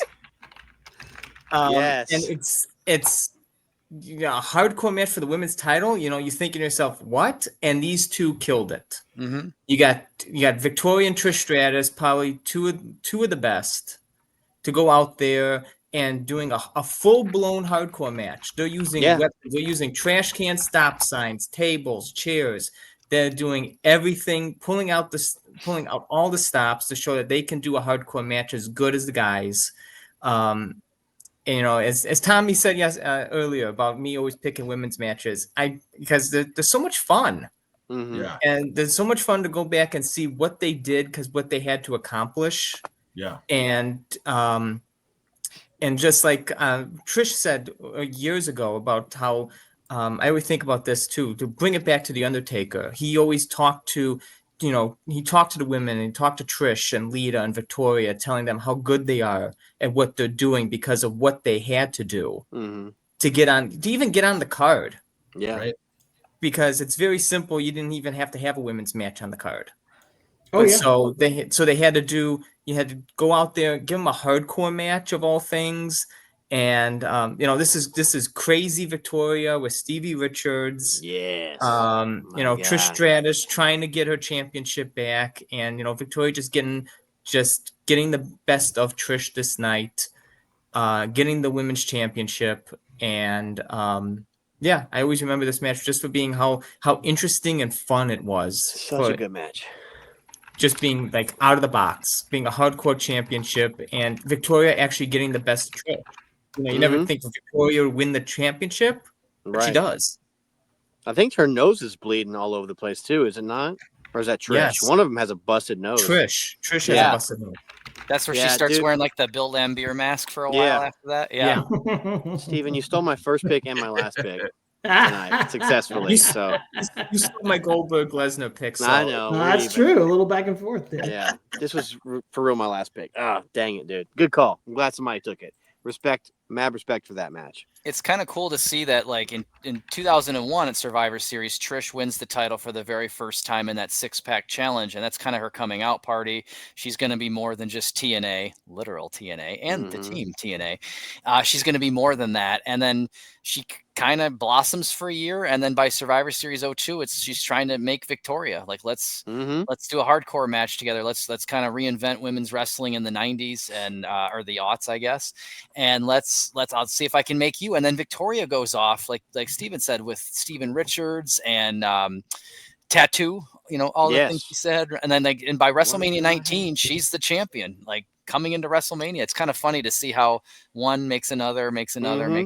Kind of neat. Absolutely. One of my favorite women's matches ever. And again, really cool. Laying the groundwork for the women's revolution. Everyone who acts like there wasn't great women's wrestling before 2014. Well, there was. You just got to look a little bit deeper for it. It was there in patches. They had their moments. Deeper. Excellent pick there, Steven. And Travis, I'll give you a minute to scramble here because I'll make my final round selection. And I want to make somebody else scramble. I am just sick and tired of Randy sitting here with a smile on his face, resting easy every single time we do one of these drafts. And maybe I won't. Maybe he's not scrambling. I don't know. I could pick a classic. I could pick a 5-star match. I could pick one of those great, as Travis called it, those champion versus champion matches. There's so many awesome ones, so many great Brock Lesnar matches throughout the years. Yes. Instead, I'm going to do something a little bit different. And one of the rules, of course, is that we I removed it. Randy's back. We've lost Tots and Randy. All right. Tots I'm here. I'm here. Cool. Yeah, I did. I fell out for a sec, but I'm back. I did. We can't duplicate performers, of course. But I didn't exactly pick this person. I picked 4 doinks, but I didn't pick the real doink. No Matt Bourne? So I'm going with 4 other doinks right here. Clowns Are Us, Doink, Dink, Pink, and Wink against Jerry the King Lawler, Cheesy, Queasy, and Sleazy, the royal family. And from Survivor Series 1994, Tommy brought it up earlier. Again, this is just peak comedy here. You got Doink up on, or Dink on Doink's shoulders, and the King can't have that, so he tries to get on Queasy's shoulders, and they collapse. Just every little person spot you could think of in this match. And then Doink gets eliminated. So really, the Clowns Are Us are screwed, and the royal family ends up getting a 4-0 win here. But it all gets made up for at the end when the height of comedy happens and Jerry the King Lawler gets it with a pie in the face. Truly, to me, there is nothing greater on earth than a pie to the face. So why not end my draft selection with that? And hopefully make Randy work a little bit for what I think might have been on his list. Yeah, man, midgets are my thing. That was my last pick. I knew it was. So I said, if you know where I'm going. And you're right. That gotta was make you sweat, baby. That was really a feud between Lawler and Dink, not even Lawler and Doink. They had a feud as they pranked each other with silly string and sitting on pies. And Lawler took Dink's freaking tricycle and he beat it against the ring post until he broke it. And so it ended up culminating in this match where Alex, you failed to mention Sleazy had his own Tensai sweater. He was what a time to be alive. Right. And then I did like the spot where the clowns all step on Lawler as they run across the ring, and then the royal family follow them, and they all do it too. Yeah. That was really good stuff. And then I think this is wrestling. Right. This is wrestling. Biggest pops of the night were putting the Burger King crown on Lawler, and then everybody turning on Lawler at the end. He wouldn't let them celebrate. He was taking all the credit. So all the little people turned on Lawler, and that's where Lawler runs away from them, and he runs right into that pie.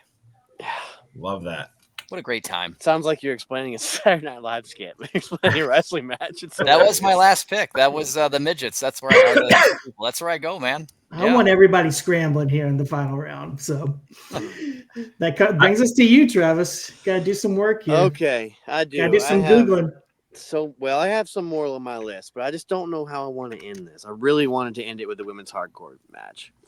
Do I want to go back to that same show and pick this one? I don't know. I'm surprised nobody's picked an obvious standout that's defined Survivor Series, but I'll let somebody else have that. Let's see. I think I'm going to go with a match that unfortunately is slept on, sometimes overlooked, but I think it's one of the best matches in Survivor Series history. I'm going to go with Bret Hart, Stone Cold Steve Austin. Yeah. 1996. So the precursor to their WrestleMania 13 match that was a rematch. Some people forget about that, but this match is killer. And allegedly, it was just one of those. Bret told Vince, "I want to work with Stone Cold." Like he just said, "That's what I want when I come back." Because he was kind of off for a bit that summer, if I'm not mistaken. And so said, "I want to when I come back, I want to work with Austin." So, yeah, no higher praise I don't think ever than wrestling in that. So. I'll finish my show with that match. No title on the line, I think it was just a regular old match. Right. And that was the when Bret says, like, he gets on Raw and says, "I'm going to stay." And like Vince acts like he's, oh my gosh, thank God, Bret Hart's staying. And then, like you said, he wanted to work with Stone Cold. That was the first time I had ever saw, and it had been done before, but the first time I had seen it, that finish where I'm going to be in the $1 Million Dream, and I'm going to climb the turnbuckles and then roll you over. I had never seen that before. It blew my mind in 96. It was so good. Beautiful finish. You got to be a Pat Patterson finish. I mean, amazing. When Vince does the all right when Bret says he's staying. I completely agree. This match is fantastic. I think it's overshadowed because of the WrestleMania match, but it's so good. And I think part of the Survivor Series, I think some of the things that we've all talked about is people getting an opportunity that normally wouldn't, and this Survivor Series is something they wouldn't be afraid to take chances with, and I think they did here with Austin, and he obviously took the ball and ran all the way with it. But without this match, I'm not sure Austin's ever Austin, honestly. Without there'd be no WrestleMania 13 without this match. That is the match that made him skyrocket. So that's it. Excellent final pick there, Travis. Glad that one snuck in under the wire. Tommy, hit us up. All right. So my goal here for this entire Survivor Series card was to do all Survivor Series matches because or at least all multi-man big elimination type matches, right? So I did that because I feel like that's what Survivor Series is built on. I agree. And so I decided here it made it very tough because the Elimination Chamber spans 6 guys who are just in tons of Survivor Series matches throughout their entire career. But I think I found one when you think back to the idea of Survivor Series being the opportunity to take chances. Maybe a guy who's not necessarily in the main event getting an opportunity to shine. I'm going to go way back to the main event of the first ever Survivor Series. Survivor Series 1987. Oh, my gosh. And it was Team Hogan, the team of Hulk Hogan, Mr. Wonderful Paul Orndorff, Bam Bam Bigelow, Ken Patera, and superstar Billy Graham against the team of Andre the Giant, Team Andre, teaming with King Kong Bundy, the One Man Gang, the Natural Butch Reed, and Ravishing Rick Rude. Brilliantly booked match, in my opinion, especially for the time period where it's just Hogan wins, Hogan poses, we all go home. It is never that a heel would ever get the comeuppance of the babyface, but they kind of get a little more juice out of Hogan and Andre by having Hogan get counted out. So now it's just basically Bam Bam against Bundy, One Man Gang, and Andre all by himself, a relative newcomer. Crowd crafts all over it. They're like, boo, this is terrible. But then Bam Bam starts to get some momentum. He's doing cartwheels. He's super athletic. Yeah. And he knocks off Bundy. He knocks off Gang. And the crowd starts to really get behind him. But then he doesn't have enough to get past Andre. Nothing, in my opinion, nothing happens with Bam Bam after this. But for one night, really cool stuff. Great booking. I completely flipped my entire card several times throughout this entire show, which is what makes it fun. But I love this one. This is a good match. And I got a ton of people on my card now. Yeah. That Bam Bam was very athletic for like a big guy. And I remember in that WrestleMania video game on Nintendo, I'm like, why is this guy doing a cartwheel? Like, that's ridiculous. But like, he actually could do a cartwheel, you know? Yeah. Tommy, would you believe if I hadn't blocked Randy, that was going to be my other pick? Was it really? Yeah. I love that. I love the nod to the original Survivor Series. So good call. Yeah, and honestly, my pick was going to be the opener to Survivor Series 1990.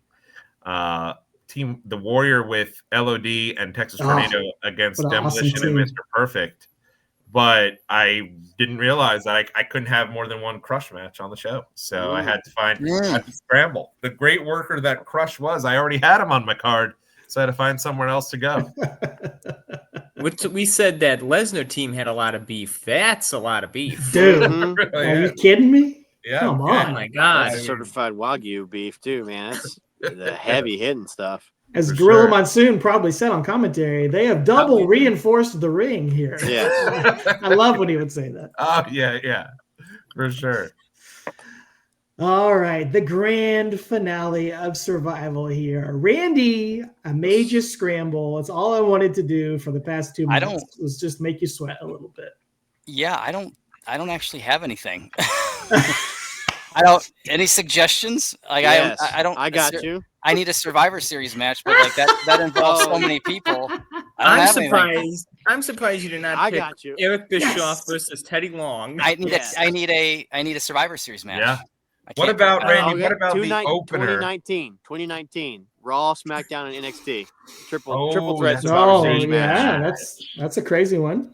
Is that got any repeat offenders for me? I don't know. You got Rollins, McIntyre, KO, Orton, and Ricochet. You have any of those yet? Nope. Versus Roman Reigns, Braun Strowman, Baron Corbin, Mustafa Ali, and Shorty G. You have those You yet? do have Shorty G. You did mention Shorty. Yeah, right. Versus Ciampa, Damian Priest, Matt Riddle, Keith Lee, and Volta. There we go. And then I can work in Trey. There you go. There you go. I can work in Trey. We'll go with that. There you go. I was going to say either that or the opener from Survivor Series 95. Team Body Donna. Oh, I do like that one. That's a great, Body Donna, that's more up your alley. Or the wild card match from 95. That was a fun one. Yeah. Or I know. Go ahead. 2006 Team DX versus Team RKO, clean sweep. Oh, That's yeah. a great match. DX, the Hardys, and CM Punk Where was clean sweep. Edge, Orton, Gregory Helms, Nitro, and Mike Knox. And he goes, "Who was that?" Right, he kicks Mike Knox. That's right. Who was that? That's your pick, dude. There we go. That's a great one.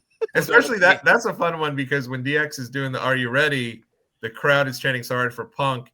Yes. Then Triple H is like, all right, listen. Yeah, we got Punk, and Punk has a question for you. And then he does the "Are you ready?" There you go. And then I heard once they got in the back, Triple H said up to Vince privately, I'm going to make it my lifelong mission to make this guy's life a living hell after stealing my heat. That match is so fun because, I remember when that match was announced. I remember Alex and I both were like, like the Hardys and DX and Punk, like they're all the same team. Like, that was like our super friends, man. Right. Like, right. Yeah. That was great stuff. What's your official pick then? We'll do that one. We'll do 2006 with the. Okay, let me adjust this. First ever clean sweep in Survivor Series history, I believe. That's historic.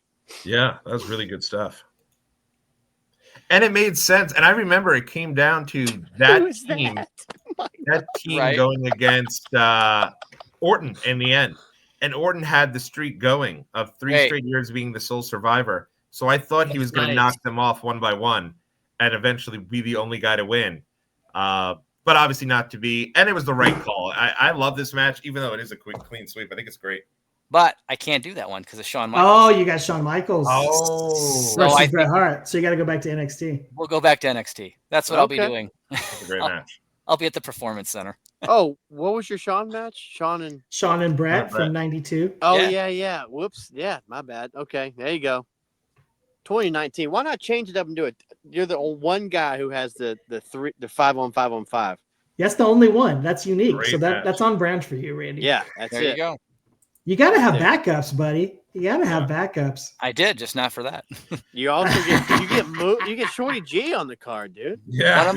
In all seriousness, do you remember like this was a breakout match for Keith Lee? Like he looked like a monster. Right. Now, the only thing that I don't like this match about is that Walter takes a pin. Like Vince clearly did not see him as who we know now. Just crazy, yeah. But he would have probably been released in a few years with Vince. Yeah. Yeah. But the Keith Lee, the way he got put over, I was like, okay, give me Keith Lee and Brock at Mania next year. Like, that's what I wanted. Like coming out of this match, I was like, this is going to be incredible. And just all the guys that are on in that match, it really is a fun match. That whole night was wild, but it was fun for sure. Anybody remember the main event for that night? No. Was it? Hold on, 2019. Oh, it was. Wasn't it Roderick Strong in there with Seth Rollins and a couple other guys? That match did happen, but it's not the main event. That would have been. It's the women's match of Becky, Bayley, and the winner of the main event of the Survivor Series pay-per-view, Shayna Baszler. Oh yeah, standing at the end of the pay-per-view. Shout out to Nick from our last SummerSlam. World's biggest Baszler fan. I literally did a Survivor Series main event rankings last year, and I still couldn't come up with the main event. Insane. Yeah, craziness. All right, Steven, why don't you run down your card for us? Okay. Where's it taking place? What arena is this taking place in? Oh my gosh, this is new. Just off the top of your head. I don't know. Okay, well, let's go Allstate Arena in Chicago. There you go. Absolutely. Let's do it. Allstate Arena, Chicago, Illinois, my old stomping grounds. We're gonna open up the pay-per-view hot with Team Mickey James versus Team Michelle McCool. Going right then to the tag team triple threat match of the New Age Outlaws, the Headbangers, and D'Lo Brown and Mark Henry. Going right to Victoria versus Trish with the hardcore match for the Women's Championship. Cena versus HBK versus Triple H for the triple threat for the WWE Championship. And then finishing it all off with Team WWF versus Team WCW with winner take all with the closing shot of Vince McMahon. There you go. Solid card right there. Solid. All right, my card is going to take place from the Hartford Civic Center right here in Hartford, Connecticut, where the Undertaker's debut actually took place. I am going to open it up with some doinks, and we're going to do the four doinks, Butch Doink and Luke Doink and Mo Doink and Mabel Doink, opening things up against Bam Bam and the Head Shrinkers and Bastion Booger. And then we'll follow that up with the women's match of all the names I'm not going to say again, but Team Bertha Faye against Team Alundra Blaze. Then we will follow that up with the Undertaker's debut match right there in the middle of the card, $1 Million Team versus the Dream Team.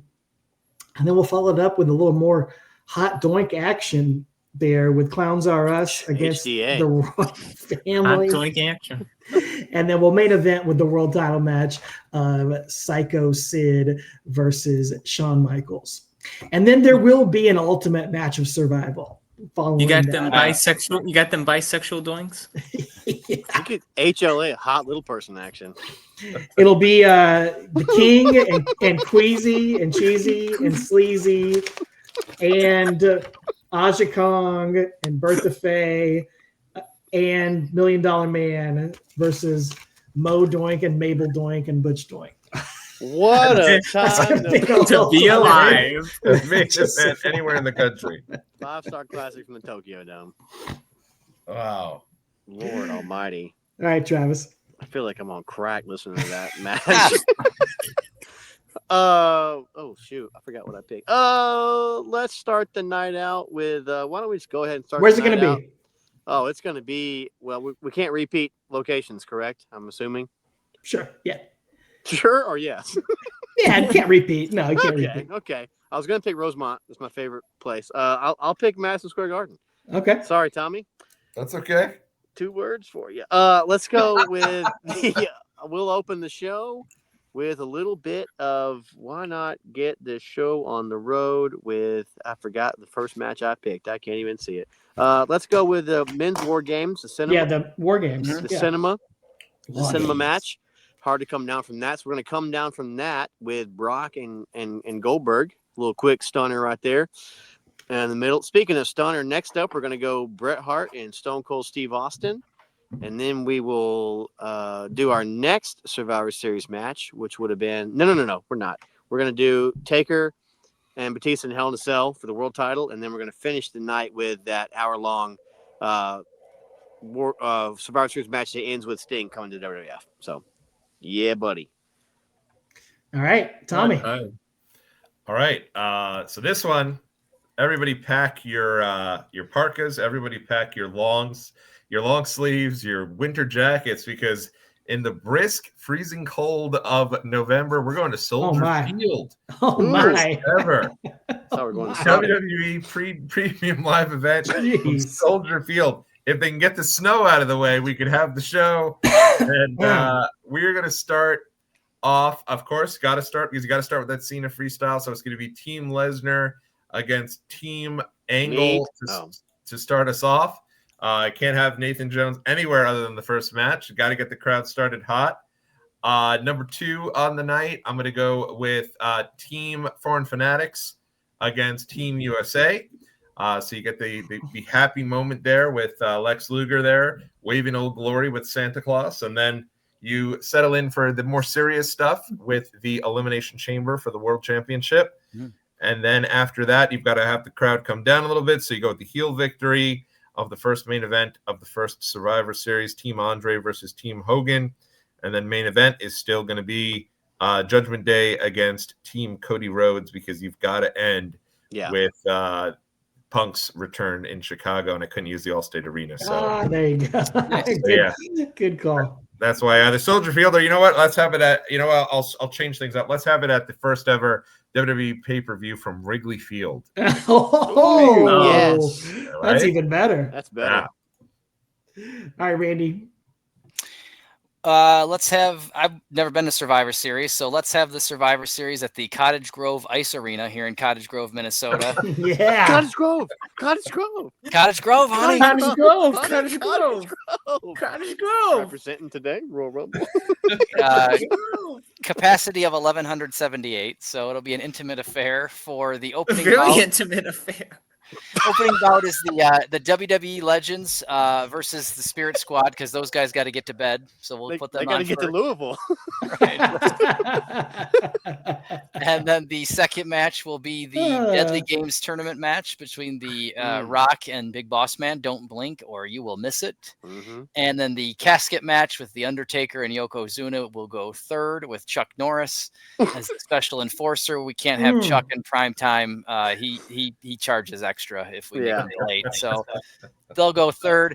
Fourth match will be that NXT thing. We'll do that fourth. And then the fifth match will be the WWF Championship. Sean and Brett. The NXT thing, the match you love so much. The NXT thing. Okay.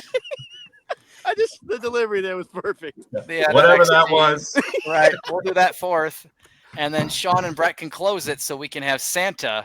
Yeah, you got under the snow at the end. You gotta have that as the closer. None of us picked a screw job, by the way. No. Anybody?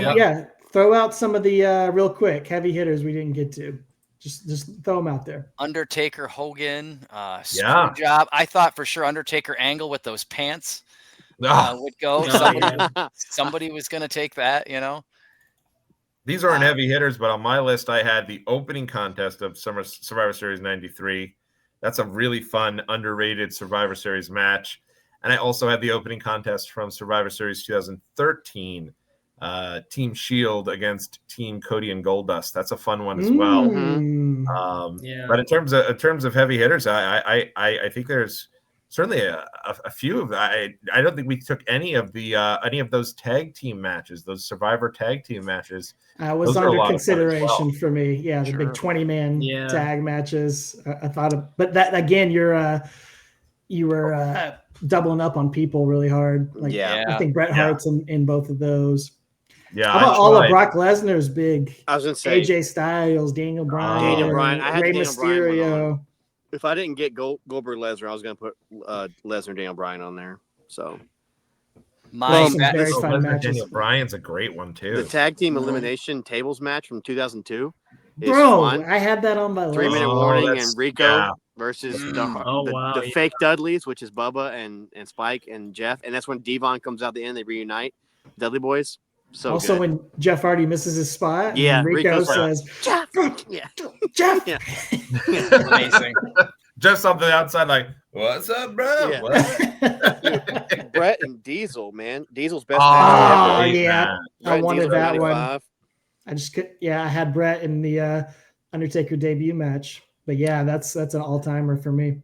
My backup Taker match, I thought Steven would take. It was Undertaker and Vince in the Buried Alive match. That's great. Yeah, that's fun. Undertaker Mankind at Survivor Series 96. Undertaker with the bat wings. Yes. Yeah. I have like 4 Survivor Series matches with Shane McMahon in them written on them. Yeah. He was in so many. Oh, I thought you were going to take that, Tommy, for sure. Match. Some of his. The Elimination Chamber screwed it up for me because of Kane. I did definitely thought about it. Where that was a great match. Oh, I mean, just straight up Survivor, where he's on the team, like he is on. Yeah, like 16 or 17, I think. I almost did 2016. I love that match. That's where that's like an hour long too.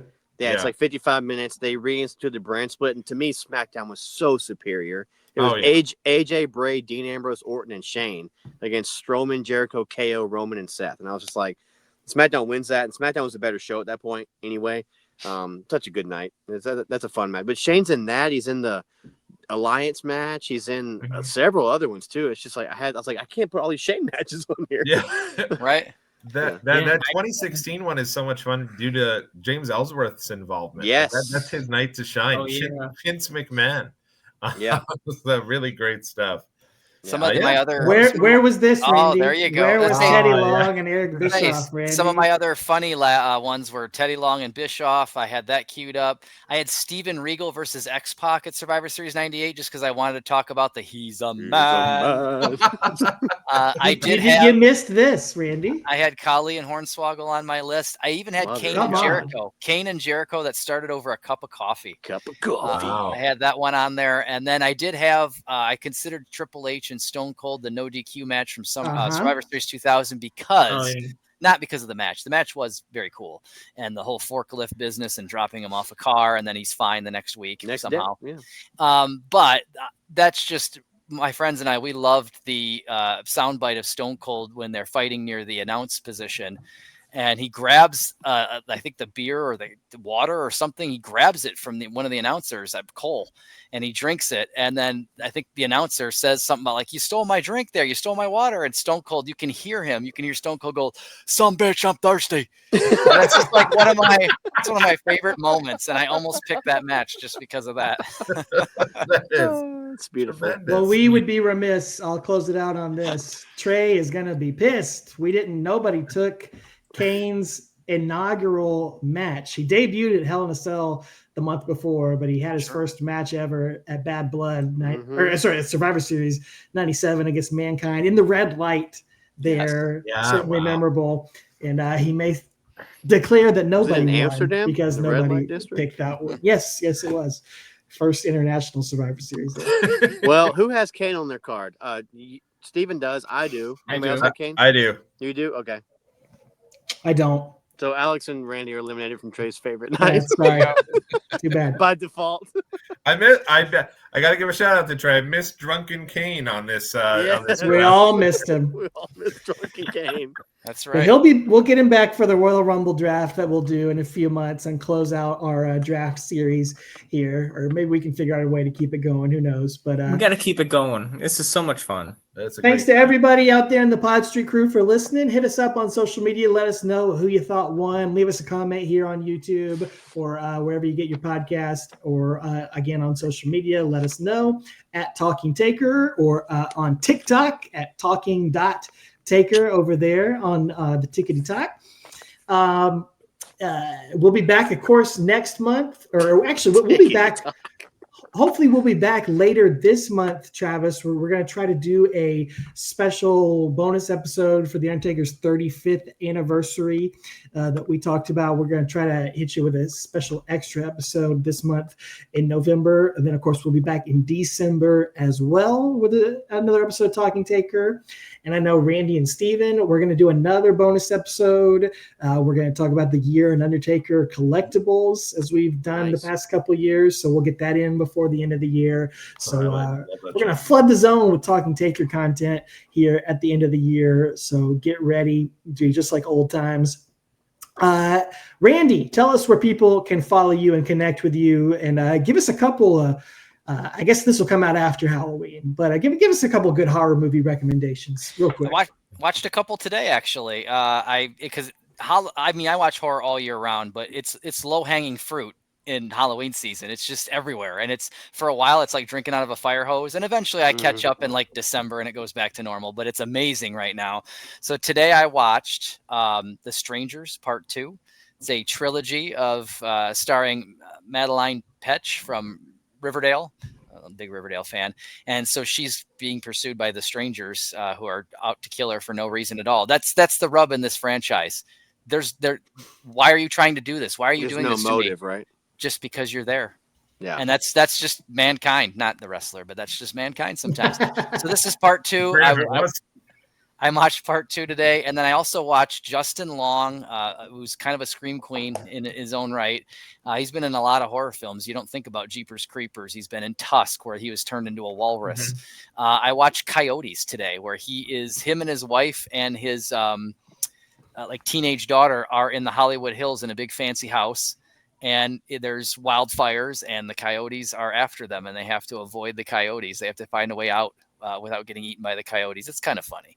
Documentary? I'm just kidding. Yeah, no, it's not a documentary, but it was shot funny. Back in January this year. The wildfires in LA. Those are the 2 that I watched today. Yes. Nice, dude. You can follow Randy. Bone Lake yet? No, was that the one Trey recommended? Bone Tomahawk? I did. Bone Lake. Bone Lake. No, that was the other one. Yeah, no, that's on my list. I haven't seen that on Plex yet, but I will watch that for sure. Something else comes out this week at Shady Grove or something like that. There's a bunch of horror movies coming out. I know, right? Your alley. It's everywhere. Like I can't keep up, and it's kind of like they have an R.L. Stine movie that just came out on Tubi. It's kind of like Goosebumps-esque. It's on my list of stuff to do. It's like I said, it's drinking out of a fire hose, but I catch up eventually. It's great. We'll follow Pokey's Little Dog for all the horror movie recommendations, and you can get all of Randy's reviews. Steven, you are at Collecting Dead Man, and of course you got the Toy Room Tour if people haven't caught on to that. Anything else possibly coming in the pipeline? Sure is. Getting the podcast up and running again shortly. Going to be revamping it with a guest co-host. And it's going to be breaking news. Breaking news. Going to do all different changes, and probably by the end of the year, going to do another room tour just to show the updates and everything. So hope to go viral once more. Did you hire the guy that got fired from Taker's show for Michelle? Yes. Oh wow! Absolutely. Matt Lyda. Wow, that'd be great. Is the guest co-host on this panel right now? You've added him to your collection, Matt Lyda. I swooped in. That's the ultimate. Yeah, that's the ultimate. That's the ultimate get. There you go. All right, and at Watch Along Wrestling, Tommy, you've got some exciting news about a huge show that you're going to be going to before the end of the year. Got 2 more in me. Pretty surprised. I thought that after SummerSlam I'd kind of ride off into the sunset for 202025, but instead We didn't think Nobody that. thought that. Not even Nobody a thought bold-faced Come on. liar I am. Nobody know thought you're that. bold. Who am I kidding? But I did think I had 1 more, but I ended up having 2. I thought you had one. You had 2 though. Yeah, two more, and so I do have. When this comes out, just a couple weeks, I will be there live, Madison Square Garden, for John Cena's final MSG match. It's going to be appearance. We don't know if it's a match, but WWE Raw at Madison Square Garden. Can't wait for that. And then I will be there for one last time. So cool. December the 13th, Saturday night's main event in Washington, D.C. And so going to be vlogging both of those. D.C. probably be a whole weekend, maybe even the New York one too. So who knows? But it's going to be fun to kind of end things off here with John Cena. And then hopefully we'll kick 2026 off, maybe with a little Elimination Chamber action here with some folks on this line. Who knows? So very exciting. It's going to be fun. Going to be crazy without Cena. He's been such a big part of this year, and I'm excited that I'm going to be able to be there for those last couple shows. Awesome. Very excited for you, and we will be checking out the vlogs on the Watch Along Wrestling YouTube channel. Be sure to subscribe to that if you are not already. Like I said, Travis and I will be back next month, and we'll also be back later this month. Just be sure to subscribe, and you never know when something new from Talking Taker is going to drop. And, of course, I got to give a shout-out to our friends at the Bottom Line Wrestling Cast, like we always do. Mike and JV, make sure you are subscribed to them as they continue on through the career of Steve Austin. They've completed the run of Stone Cold. And of course, they are now going through the career of Stunning Steve Austin, dropping new episodes once or twice a month over there on their channel at the Bottom Line Wrestling Cast. We love those guys. We miss those guys. And shout out to them here tonight. And again, thank you all of you brothers here in the PSK for making time on your busy lives to do this silly little draft that's become such a fun project and hobby. And I am already making some calculations for the Royal Rumble one. Oof. Crunching Can't some wait. numbers. That's awesome. It's all about the numbers, baby. It's all about the numbers. That right, Travis. We will have to be able to repeat people, right? I mean, I think you can do double duty at the Rumble. Yeah, because they do that. That's not. I think. Yeah, I think. Yeah, you have to. They allow that. They allow that. Okay. Ladies and gentlemen, hope you had a happy Halloween. I guess it would have been yesterday. November's here. Get your Thanksgiving Survivor Series bellies ready to soak up and chum on this supersized episode. It is super long now. We thought it wasn't going to be. There's only 5 of us. It's a little shorter. 5 matches. Oh, it's all good. The more the merrier. It's a little shorter. And you know what? Leave a little bit for next day. Leftovers are even better sometimes for Thanksgiving. So listen to us part of the way first day and then the rest of the way the next day. So anyway, thank you guys for joining us along for the ride. Go check all these guys out on social media. Check us out at talking.taker at talking. What's it called? TikTok and Taker. I don't know. I gotta get up in 5 hours, so I'm tired. Ladies and gentlemen, stay safe out there. And as always, 1, 2, 3. Take her easy. There we go.